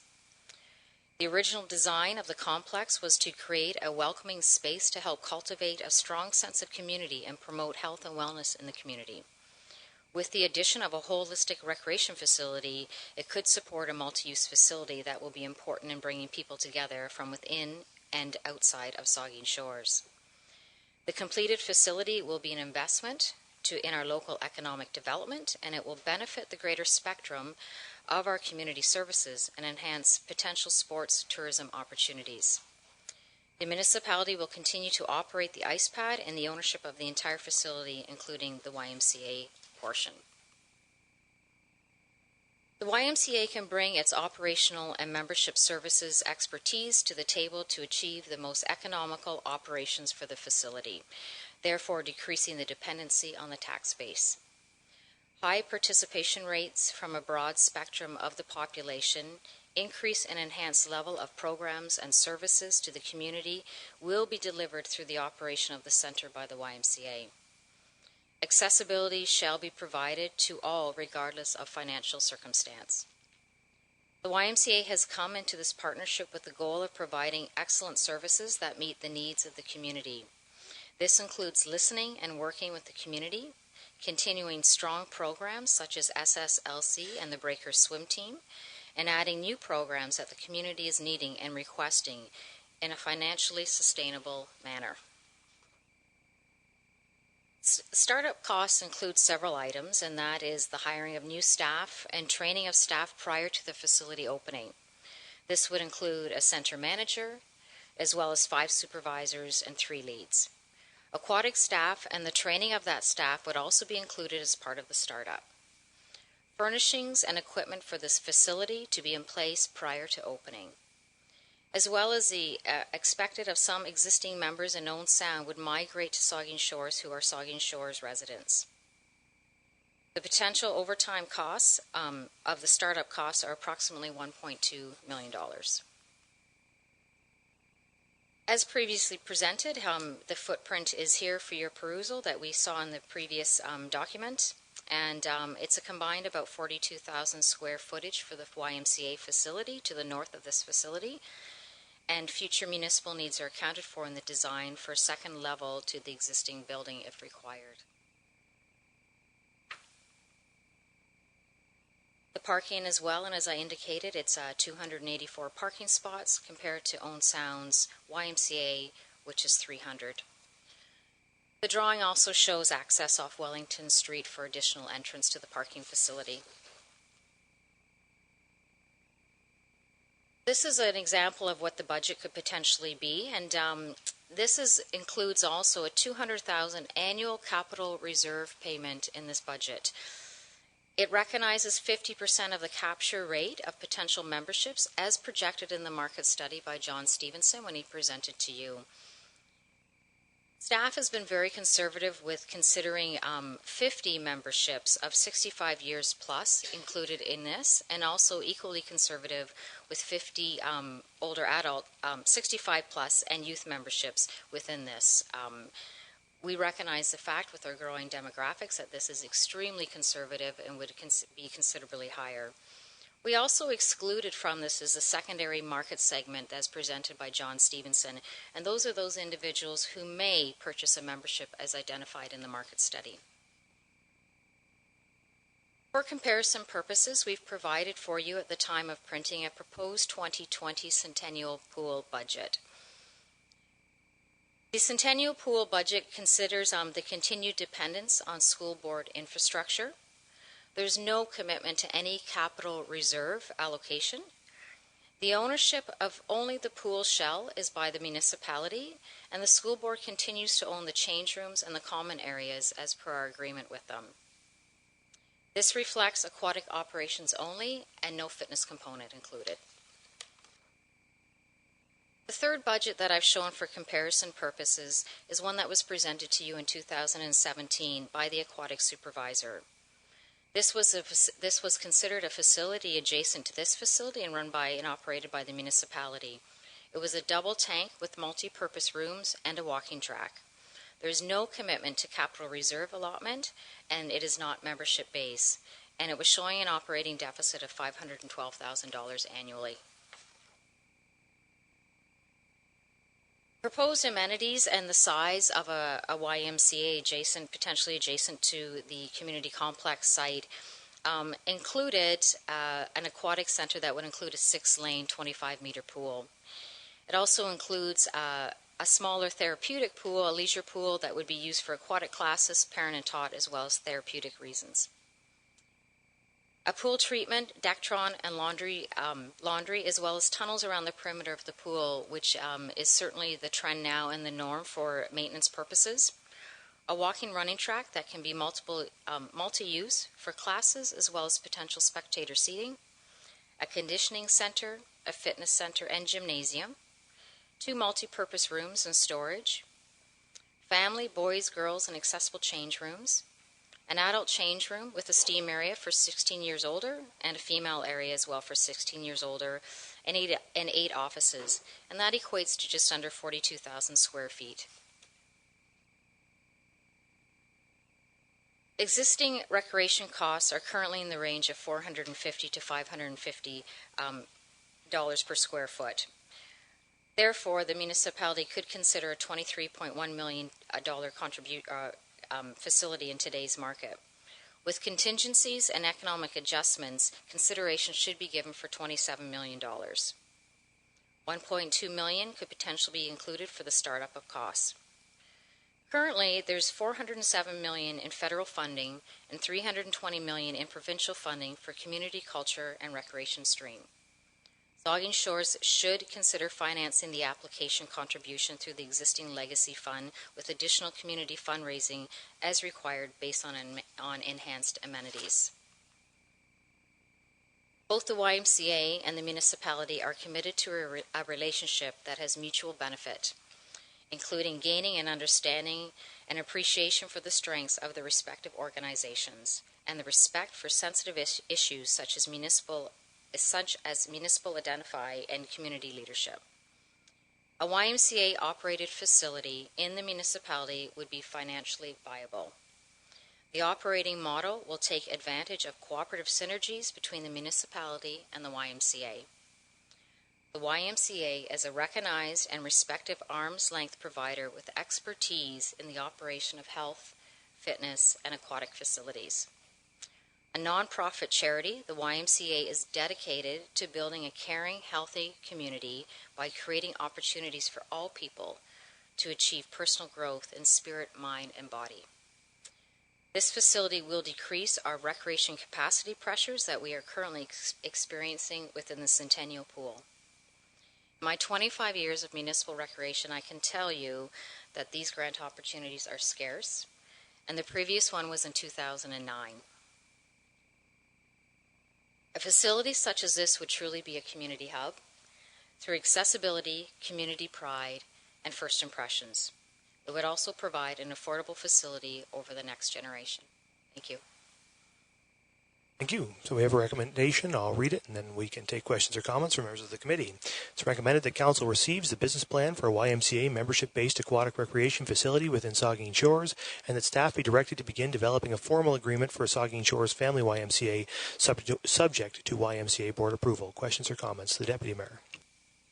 Thank you, Mr. Mayor. Through you, Jane, in the 12,000 square foot pool, what do we have for seating? I know that one of the main concerns with our local swim teams is that we can't hold meets because one of the big reasons we have nowhere for anybody to sit. What is the seating arrangement for people in this new facility? Keep in mind, when you talk about a pool facility and when you consider seating, that increases your requirements for lifeguarding. So with this facility, you heard me made reference to a walking track that can be used for not only programming, for spectator seating. So when we start to look at hosting swim meets, the walking track can double it as a spectator area, which is not within the pool facility itself. So as far as you look confused. Sorry. Well, the walking track is in with the pool, or it's in no outside? It would be outside. It would have viewing windows, platforms that you could look down upon a pool facility. That gives you an opportunity to have that space shared for other options, so whether it's programming options or whether it's for spectating options. So how do you seat the spectators? Will we have chairs that go along the glass, or will we pull in bleachers, or how will we meet the needs of what our swim teams or clubs need in order to host a meet? Yep, through you. Historically, what most facilities do, they bring out chairs. They close the track for the course of the swim meet, or if that's what the reason is, and they put chairs out for spectator viewing. I can tell you that's how the YMCA incorporates special events like that in the pool. Okay, further comments? Councillor Rich. Thank you. Through you, Mr. Mayor. So I'm trying to kind of get a handle on where we are right now. So we have a business plan for a preferred site location that's here, which this council just said that we're not going to go with. Is there even, does that mean it's off the table completely? There's no way it could ever exist at this site location? I think what you have is a business plan with a proposed tentative location that council has not approved. Right. And I guess my question is, could this site location ever be approved? Like we just a moment ago made a decision that we weren't going to choose this site because we hadn't looked at other locations, and now we're going to look at other locations, and does that mean that we can never have this site now that we've made that vote? Council can decide what it wants to decide. It can choose a location, the flex location or any other location that will when it wants to. So what you have is effectively you should consider the location as identified in this report as in draft and will remain draft. It's there. The designs are there. If you were to approve this plan, it would have to be anybody who looked at it would have to look at it with the proviso that that's the site that is contained therein is not approved. So it's I think that's the best way I can describe it. Is that there's an unapproved. It's based around a site that has not yet been approved, and so. I mean, you'd obviously, if this council were to select a different site, it would have to be amended to accommodate that. But I guess I would suggest that the model itself and much of what's contained in the business plan is not necessarily contingent on that site. I mean, it's contingent to an extent, but not to a full extent. So I think that I guess what I'm saying is that there's a plan there to approve, and that there would be value still. In my view, I guess, in proceeding with the Y business plan, recognizing the caveat to the whole thing is that the location therein is not yet approved by council. I've just rambled. I hope you understood something that I said, Councillor Rich. Yeah. So through you, Mr. Mayor. Yeah. So excellent. I think I know where you're going. Yeah, because my concern was that we would now be forced to use another location when we don't even know whether or not another location will be suitable. So I didn't speak very much to the location, but I will speak to this. The business plan looks great. It looks like it's going to save us money. And in the end, I think if we don't start kicking this down the road, this is going to be a project that will exist for our grandchildren instead of our children. So what we need to do is we need to start trying to figure out whether or not this will work for us as a community. I believe it will. I think financially it's going to save us close to $15 million over the lifespan of that facility, if not more. I think that it adds all the things that Councillor Matheson's Deputy Mayor Matheson's looking for. It gives us all of the things that this community needs. I think that there's a lot of things that we need as we grow, as we try and bring migrants into our community, and I think that this partnership with the Y and this business model is exactly what we need. Okay, thank you. Further comments from members of the committee? I got you once, the Deputy Mayor. How about I move on and we'll come back? I'll get Councillor Grace. Thank you, Mr. Mayor. My first question is to follow up on the presentation from Ms. Sayers that we heard earlier today, as well as the about the Saugeen Shores Life Saving Club and her concerns about how much that program might be pared down if the YMCA were running the program. Is there anything you can offer? No, and sorry, I was in the other room when she was speaking. But the plan does solidify the fact that the YMCA, and I'll add through my continuous conversations with the YMCA, is that existing programs that are currently in Saugeen Shores that have bring value to the community, have strong participation levels, are going to continue to be available within a new facility. If considered in a YMCA, they have that added luxury of potentially cross-training, which they don't necessarily have in the aquatic center that we have at Centennial Pool. So there are some advantageous opportunities for the users that are in those programs right now to be able to take a great opportunity to participate in if it was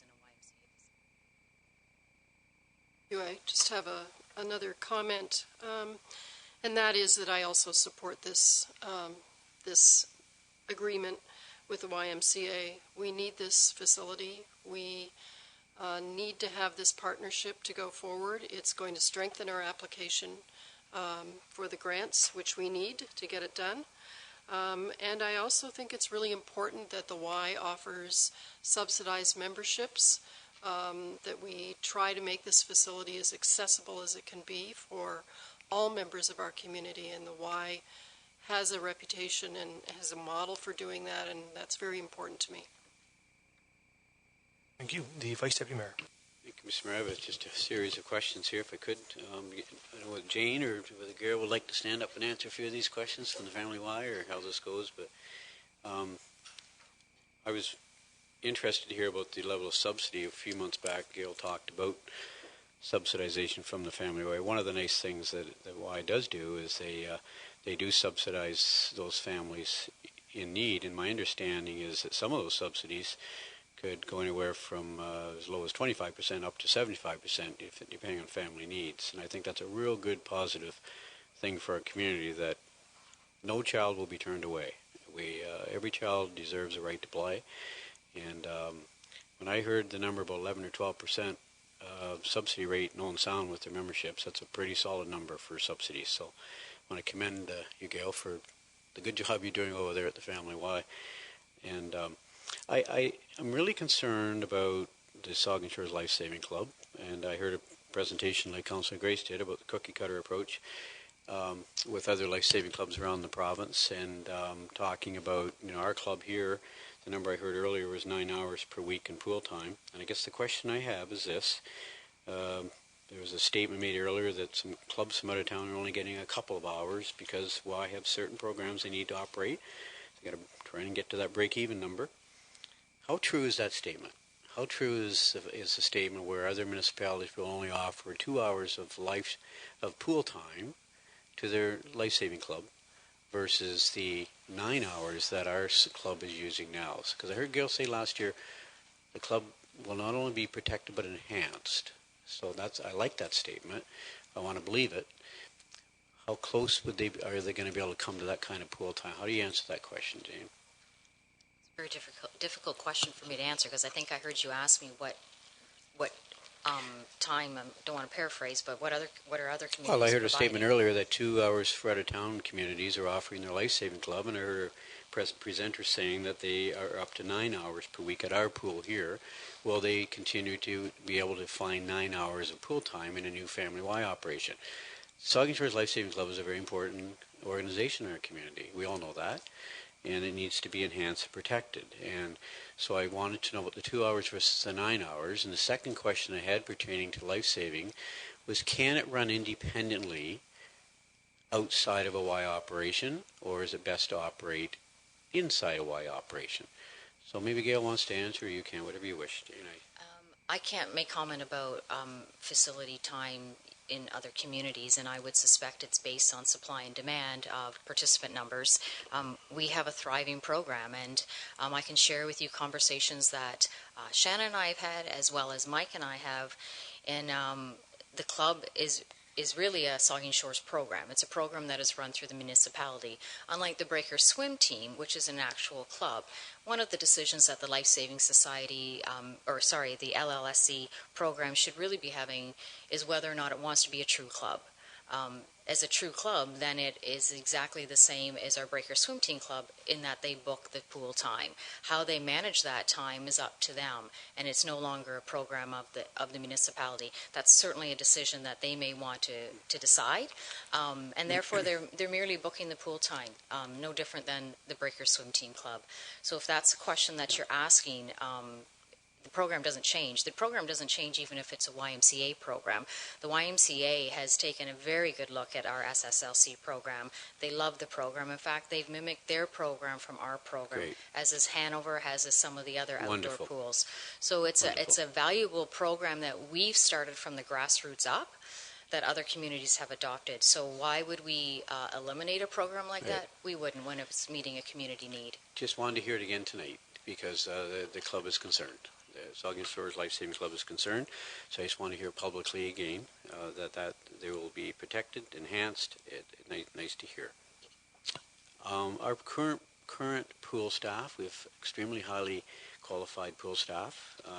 One of the biggest changes, staff moving over to a Y operation, where there are a lot of changes, but won't get into all the details, but I guess I'll go right to the question. Will all of the current pool staff be offered positions at the Family Y if that's the decision this evening? I'm going to jump into that. Vice Deputy Mayor, it's very difficult to speculate something that may happen in 4 years from now when we're talking about people's employment. I can tell you that staff, that we always treat our staff fairly. We invest in our staff. We have valuable staff. We want to make sure they're protected. But it would be irresponsible for us to publicly state that every staff person is going to be offered a job 4 years from now. Well, I'm not sure about the irresponsible part, but I would only hope that our current pool staff are offered positions in the aquatic profession, like where they're working now in the profession. If I may add, sorry, if I may add to that too, there have been many communities in Ontario where YMCA's have recently come in, or within the last 10 to 20 years. We have the opportunity of making it what we wish, and what I mean by that is we have an opportunity to negotiate on what a Y looks like in Saugeen Shores. So it's a made in Saugeen Shores YMCA that takes into account staffing as well, if that answers your question. Thank you. In terms of, maybe this is a question for the future, any discussion around the ownership of the building in the future? Will that be written into the agreement? Will that be negotiated? We will own it from the outset, obviously. I know in Own Sound, 2022, there's, I believe, if I remember correctly, the agreement there, that the Y has a right to take over, I believe, the ownership of that building after the 10-year agreement. Well, has that been discussed yet, or will it be discussed in the future? I would say there's been some preliminary discussions in regards to that. I guess we're waiting to get to that next step so that we can start those conversations on what an agreement looks like. You are correct in Own Sound's case. After 10 years, the YMCA has first right of refusal on the facility. But I can also share with you as we go into the next report that I have is that when applying for funding, it must be a municipal asset. So therefore it cannot be a YMCA asset. Yeah, thanks for that. Community programming, Jane. Summer camp programs, after-school programs, recreation programs run by our current department. Will Community Services Department still be involved with programming, or will the programming be moved over to a Y operation? Summer day camps, after-school programs, PD days, those would be part of the YMCA program. Perfect. Members, we talk about, I believe there's around 5,200 members at the Owen Sound Family Y. Our business plan calls for, I think, between 4,000 and 5,000 members. Jane, is that 4,000 or 5,000 members total using the 50% catchment?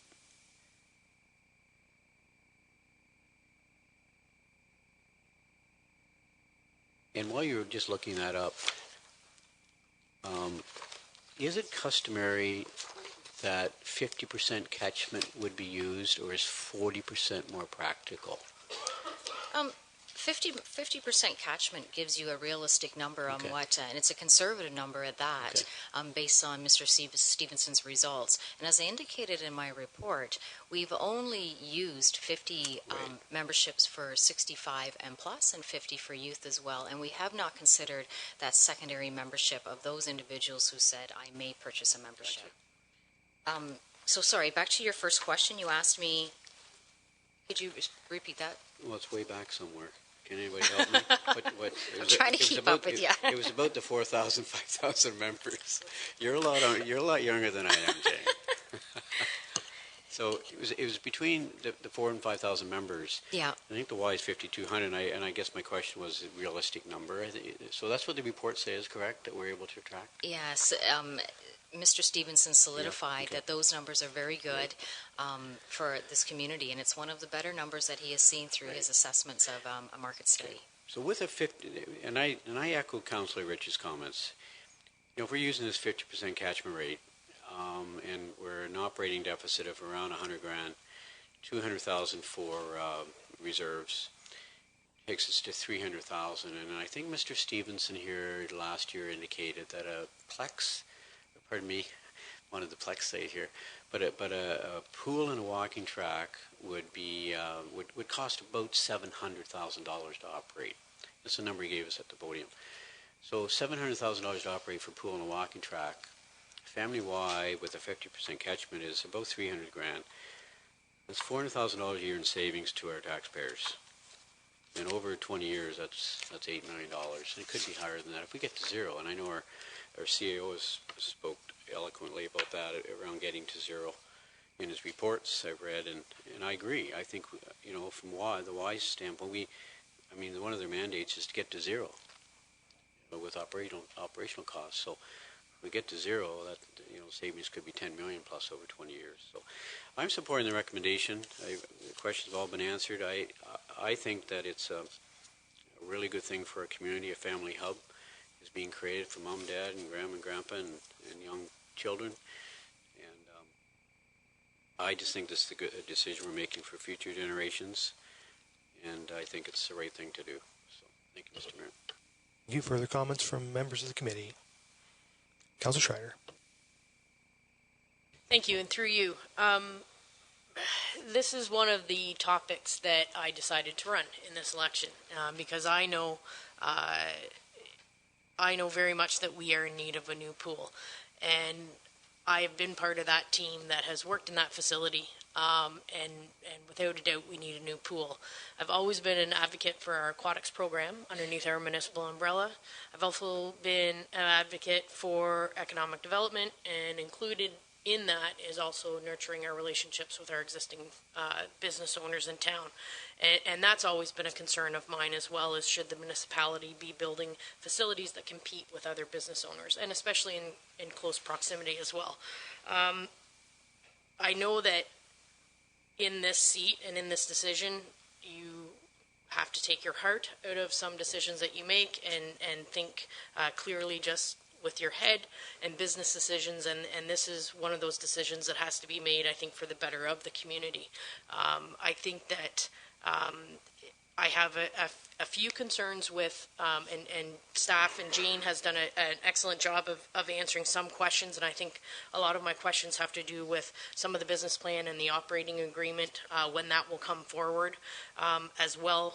I want to understand that when we're comparing the operating deficits of potentially what would be a Y facility versus what would be a standalone facility or a municipally operated facility, is that we are comparing apples to apples. And I want to ensure that, and hence some of the questions that I had with regards to tying into mechanical, and we also talked a little bit about the annual capital reserve that the municipality would contribute towards. Also, I do have a question with regards to why the municipality would be responsible for the operating deficit of that facility as well. And I'm hoping to get clarification on that. One question then? Yep, sorry, okay. yes, yeah, yes. The municipality, and it's important to recognize that the fact we're not building the facility for the YMCA, we're building the facility for the municipality. Therefore, we own the building. We'll continue to own the building far into future generations. As a building and as an ownership, it is our responsibility to cover that deficit, I'll say, for lack of a better word. The nice thing with working through a YMCA, and I've shared this with you in the past, as has Gail, is that the YMCA does a far better job on eliminating that deficit that we're currently experiencing with Centennial Pool. Let's be honest. Over the last 10 years, we've seen that deficit increase from $100,000 up to, right now, we're looking at $3,500 per year. The YMCA has far better expertise than what a municipality does in order to eliminate that deficit. They run the program. The municipality continues to manage the facility. It continues to be a municipal facility. So again, I'll say it again, you're not building, if the recommendation or if the approval is to proceed with a building, you're not building it for the YMCA. You're building the facility as a municipal facility.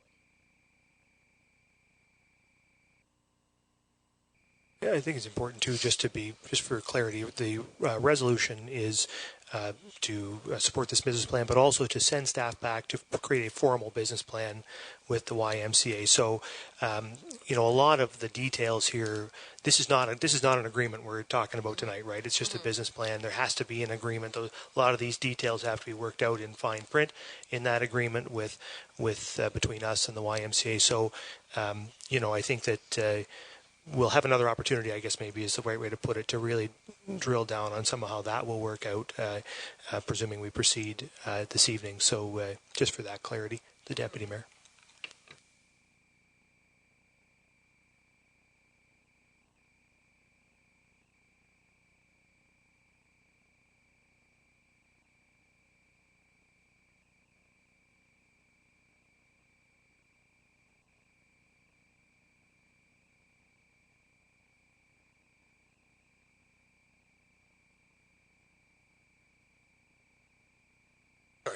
Are those numbers included in the business plan forecast right now?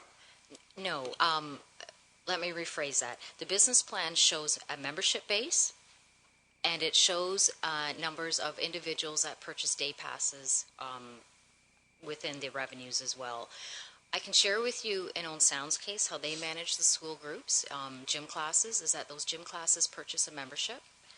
Those individuals, and they have use, and I'm going to turn to Gail for approval for that if I'm, that's how the gym manages it in Own Sound's case. So the students purchase a membership, and they have use of the full facility as part of their gym class. I find that a little funny because we're not really allowed to charge, but that's Own Sound. Next one, we have 5,400 square foot gymnasium. That's one gym, one court? Correct. Okay, so you said we're building for us. In my opinion, and those that I've talked to, we require at least 2 full courts inside. So is that a possibility to look at? Like, what is going inside this? Is that your standard YMCA going in, or is we haven't looked at or talked about what is it that we want in a building like this? Is it 2 courts? Is it 3 courts? Is it, so when I look at we've got 6,000 square feet for weights and fitness equipment. You got more room for weights and fitness equipment than you do for a gymnasium space.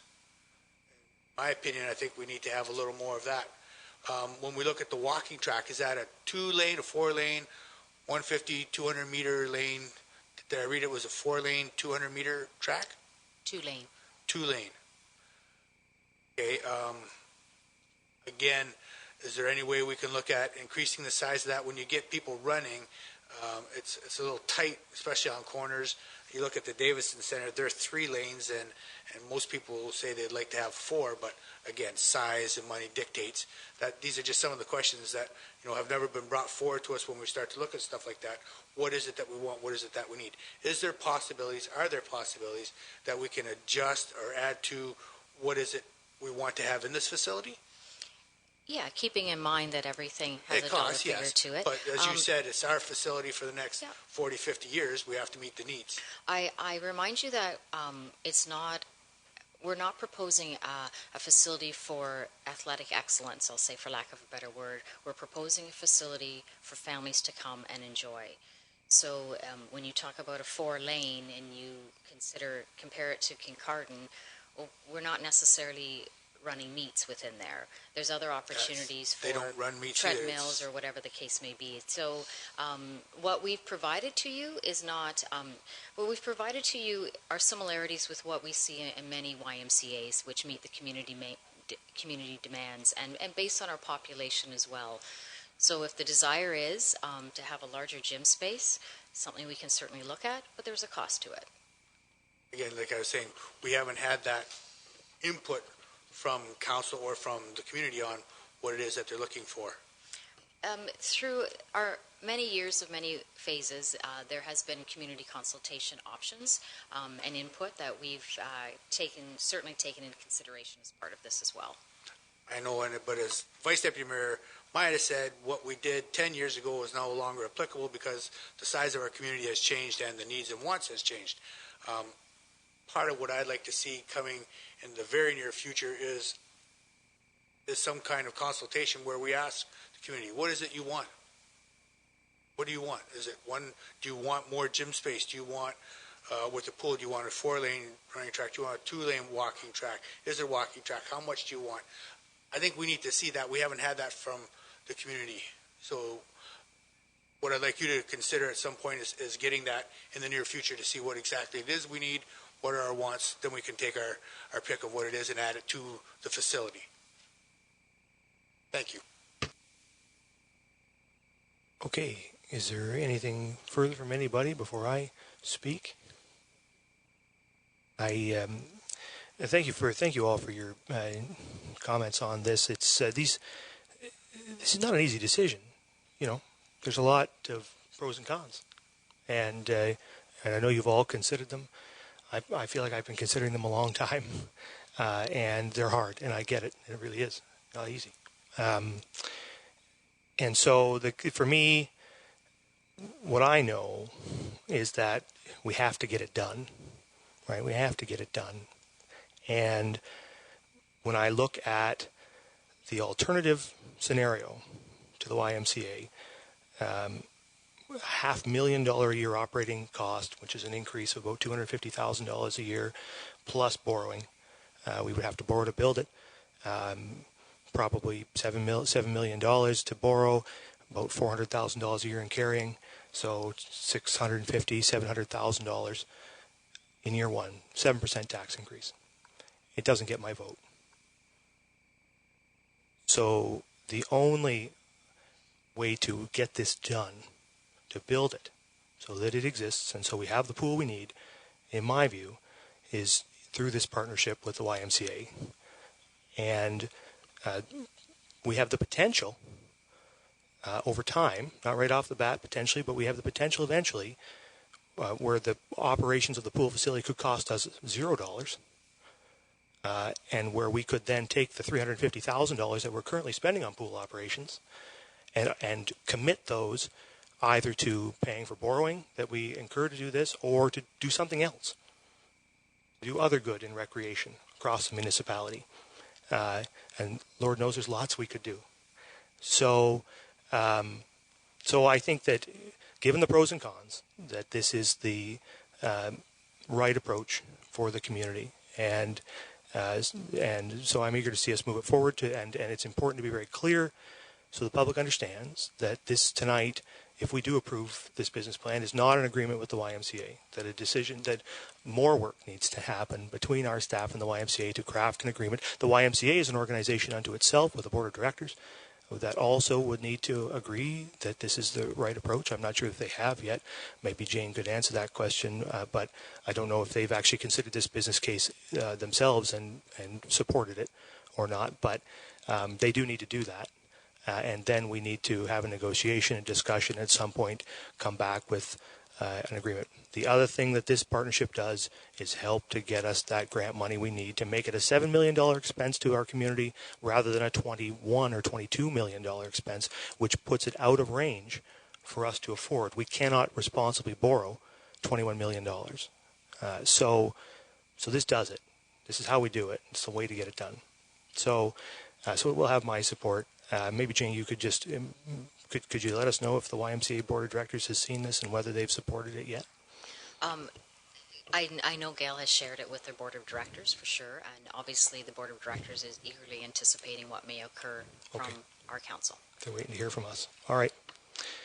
So, Councillor Mayette. You certainly may. Okay, it will be a recorded vote, and give me just 1 second here. Oh, shoot. Sorry. I forget. I must have read the recommendation, correct? Sorry. Okay, so it's been read, and I'll turn it over to the clerk. Thank you. So I'll call the recorded vote in alphabetical order of the member's last name. If you're in support of the recommendation as read, please say yes. If you're opposed, please say no.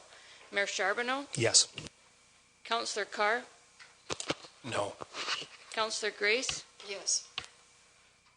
Deputy Mayor Matheson? Yes. Vice Deputy Mayor Myatt? Yes. Councillor Myatt? Yes. Councillor Rich? Yes. Councillor Schreider? Yes.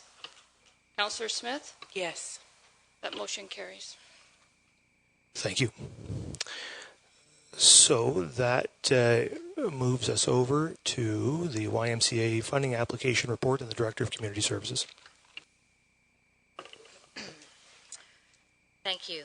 Investing in Canada Infrastructure Program is a federal program designed to create long-term economic growth, build inclusive, sustain, and resilient communities, and support a low-carbon economy. The province of Ontario is a cost-sharing partner in the program. The multi-purpose category focuses on new construction projects that are of larger scale. Projects must focus on vulnerable populations and Indigenous people. As a charity, the YMCA focuses on vulnerable populations through the provision of subsidized memberships. Staff has been working closely with Saugeen First Nations in support of an application. Staff is seeking council support of an application for a YMCA to be constructed at the community complex site. A joint application with the YMCA will be looked upon as a positive through the evaluation process. The application supports Council's corporate strategic plan priority to maintain facilities and infrastructure. This evening, staff is looking for support to apply for funding. Thank you. I'll read the recommendation, then we can take questions or comments. It's recommended that Council supports the funding application for a YMCA at the Community Complex site for the Investing in Canada Infrastructure Program, Community Culture and Recreation in the multi-purpose category, and that the Mayor and Clerk be authorized to sign the application. Questions or comments from members of the committee? Vice Deputy Mayor. Thank you, Mr. Melby. Obviously supporting this recommendation. May I say one thing, though? I wanted to pass along our thanks to Jane and to our CEO. There's been a tremendous amount of work put into this pool planning process, which is now over 10 years in the making, and it's been difficult at times, but we're getting there. So I just want to pass on my thanks. The staff have done a whole lot of work on this, Jane. We really do appreciate all your efforts, and David. Thank you. Yep, certainly agree. Councillor Grace. Thank you, Mr. Mayor. I've got a question of clarification.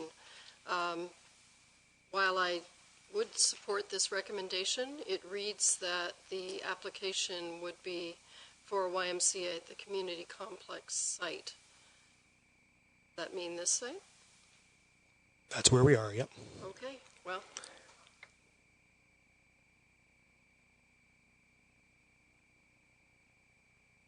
You don't have to amend it, but you can if you want. It's up. The recommendation is before council, and council can do with it as it sees fit.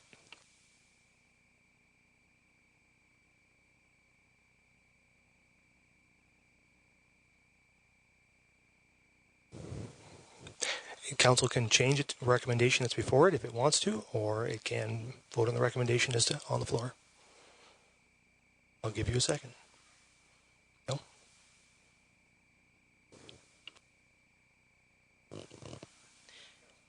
Councilor Smith. Through you, would it be appropriate to simply omit the portion of the sentence that reads at the community complex site and instead have the recommendation read that council support the funding application for a YMCA for the Investing in Canada Infrastructure Program? So is there a mover and seconder to make that change to the recommendation? Moved by the Vice Deputy Mayor, seconded by, or do you have a question? Are you seconding this? I need a seconder to put it on the floor. Seconded by Councillor Schreider. Councillor Mayette. I would propose, instead of just simply removing those lines, to add, after it says at the community complex, or another site should technical reasons for it, should it be decided on for technical reasons.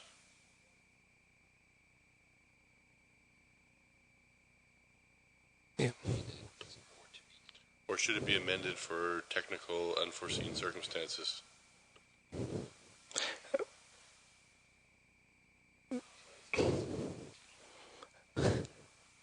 You can say the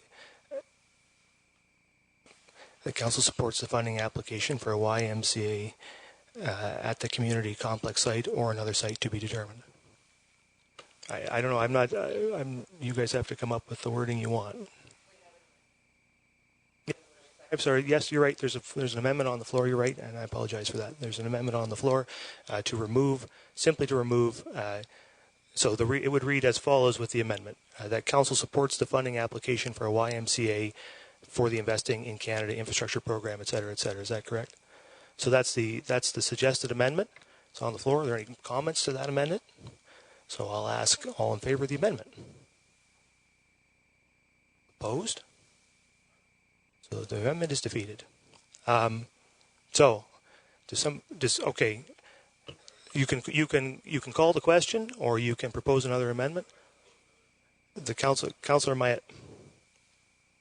Councillor Mayette. Just turn on your mic, would you, Councillor Mayette? Thank you, Mr. Mayor. I would propose an amendment that would say the application for the YMCA at the community complex, or alternate site if deemed necessary. Is there a seconder for that wording? I don't hear it. There's no seconder for the wording. Deputy Mayor? Mr. Mayor, can we say, because we've voted against the community complex site, we can't have it in the application at this phase? Is that correct? If council passes this recommendation as written, it would support funding application for the YMCA at the community complex site. That's how the application will go in. So in order to change that, you need to change the wording of the recommendation, or you need to vote on the recommendation. Councillor Rich. Through you, Mr. Mayor. So if it goes through as stated currently, would there be an opportunity to update the site location at a later date? This is an important point of clarification. This is not council deciding to locate a complex at the community complex site. It's council voting to make an application for a YMCA at the community complex site. So if it helps at all to clarify, you're not deciding. It is not a decision to locate the YMCA at the community complex site. It's a decision to submit an application with that as the primary location. But I'm open to your comments.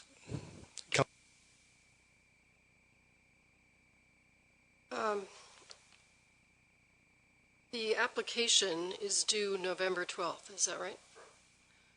Why can we not word this to say supports the funding application for a YMCA at a site approved by Saugeen Shores Council? Or something like that. Is that a motion to amend the wording? I think that, so if you're looking for my view on that wording, it, as the CAO I think has pointed out, is so soft as to weaken the decision. So, but council has not selected a site, so I don't know. If you wish to put that wording forward, we can consider it. Yes, Councillor Grace. Okay, the application is due November 12th. The purpose of us passing this tonight would be to authorize staff to prepare the application. Advance it to council to make that decision. So council would have to give that direction on the 28th. Okay. And can council not amend that next council meeting depending on the outcome of the site? Absolutely. Council can make whatever decision it deems fit on the 28th. To this recommendation, if it wants to amend the recommendation or amend what will be at that point a resolution, council can do that. Yes. And does in the application process, do we have to send in every version of the application wording, of the recommendation wording? No, there'll be one application. That application will reflect council's final decisions on these matters. The Vice Deputy Mayor. Sorry, maybe let's try and move it along here. I don't think this is that hard. The council supports the funding application for YMCA for the Investing in Canada Infrastructure Program, Community Culture and Recreation for the multi-purpose category, and further that a site will be determined at the October 28th regular council meeting. Well, that works. We're making a decision on the 28th. That would be my recommendation. So there's a mover and seconder to that amendment, so I'm just going to read that so that it's clear. The council supports the funding application for a YMCA at the community. No, pardon me. The council supports the funding application for a YMCA for the Investing in Canada Infrastructure Program, Community Culture and Recreation in multi-purpose category, and that a decision on a location will be made on the October 28th regular council meeting. Right. Would be my recommendation. Right. And so that's been moved and seconded. I'll ask all in favor of the amendment. Opposed? That's carried. Okay. So you've heard you've heard the recommendation a number of times now, and I think hopefully you understand it now. Everybody's clear on the recommendation. Yes. Okay. So I will ask all in favor of the recommendation. Opposed? That's carried. Yeah, sure you can.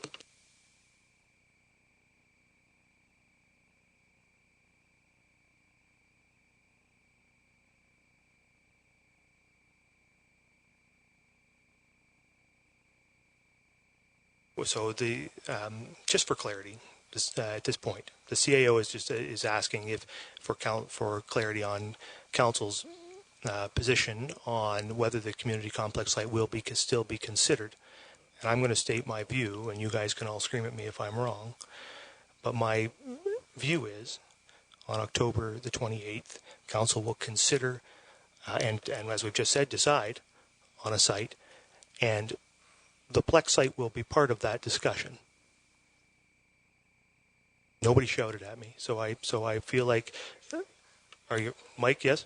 Well, Councilor, the Vice Deputy. Yeah, yeah. So we're making a decision at the regular council meeting for the preferred site versus Plex on the 28th at regular council meeting. So the administration and the public can expect that this council on October the 28th will make a decision as to the site of the YMCA that we're working on an agreement on, and that discussion, when we have it, will include the community complex site as a potential alternative. Clear? Okay. Thank you. No problem. I've logged out my computer, sorry.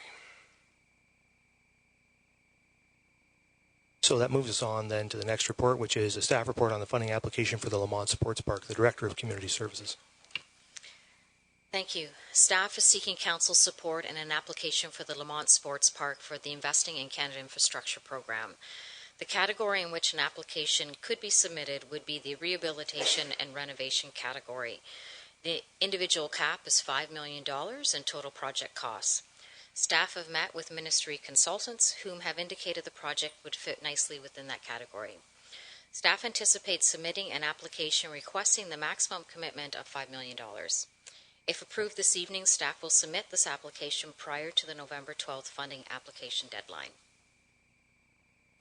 Read the recommendation, and we can take any questions or comments. It's recommended that Council supports the funding application for the Lamont Sports Park for the Investing in Canada Infrastructure Program, Community Culture and Recreation in the Rehabilitation and Renovation category, and that the Mayor and Clerk be authorized to sign the application. Questions or comments to the recommendation? Being none, all in favor? That's carried. Okay, so that moves us then on to communications and petitions for Committee of the Whole information. Any thing that members of council would like to raise out of that? I would only just make a comment of my personal, and I know council's appreciation to Chief Aniquet and the Saugeen First Nation for their letter of support for our application, which we will be making for a new aquatic facility in the town of Saugeen Shores. That support is greatly appreciated by the entire municipality. Councillor Myatt, or pardon me, Vice Deputy Mayor. Thank you, Mr. Mayor. I just wanted to comment, it's a bit of a heads up at the end of the SMART Correspondence Strategic Plan Board meetings. We've been working very hard this past year with the SMART Committee. We have now a strategic plan in place that was never in place before. And I just wanted to give a heads up to Council that there are some financial issues, concerns at the SMART level that will be presented to this Council in November, December as part of the capital and operations budget. So it's in this document here, the ask, but there's some pretty strong asks coming forward, significant dollar requests coming forward, just a heads up. Thank you. Anything else on any of that? I don't see any. There's reports of municipal councillors and just my report there for your information. And that brings us to the end of the agenda. It's not yet 9 o'clock. I don't know. Does anybody have a announcement by member? I guess I better do it. You're right. What am I? I'm all spun around. I better do it tonight. Announcements by members. The Deputy Mayor. For those that have not heard or who have been silent and off of social media, the news, Saugeen Shores has been successful in becoming one of the final 4 contestants in the Craft Times Project Play Contest. Voting will begin this Friday at noon. We have voting stations, over 20 stations upstairs in the Rotary Hall. We'll have people manning it for 48 hours straight. Our goal is roughly to have everybody in town vote at least 100 times. You can vote as many times as possible. Our goal is, well, I don't want to say what our goal is, but it's very high. It starts with 6 zeros. But the biggest part of this is, when you look at it on Sunday, it happens to be my birthday, so please give me the greatest gift of 6 zeros in the number of votes that we get. Thank you, Mr. Mayor. And how many zeros there will be in your age, or no? The Vice Deputy Mayor. The Vice Deputy Mayor. Mr. Mayor, I attended a session in Chesley on GIS back on August 25th, a little bit time ago, but I just wanted to say that in that room, I heard so many positive comments about the great work that our GIS department staff are doing. I know we have 2 staff in there, at Laura Cronenberg, and help me with this is embarrassing. Help with my second name. Caitlin Large. I'm sorry, Caitlin, if you're listening.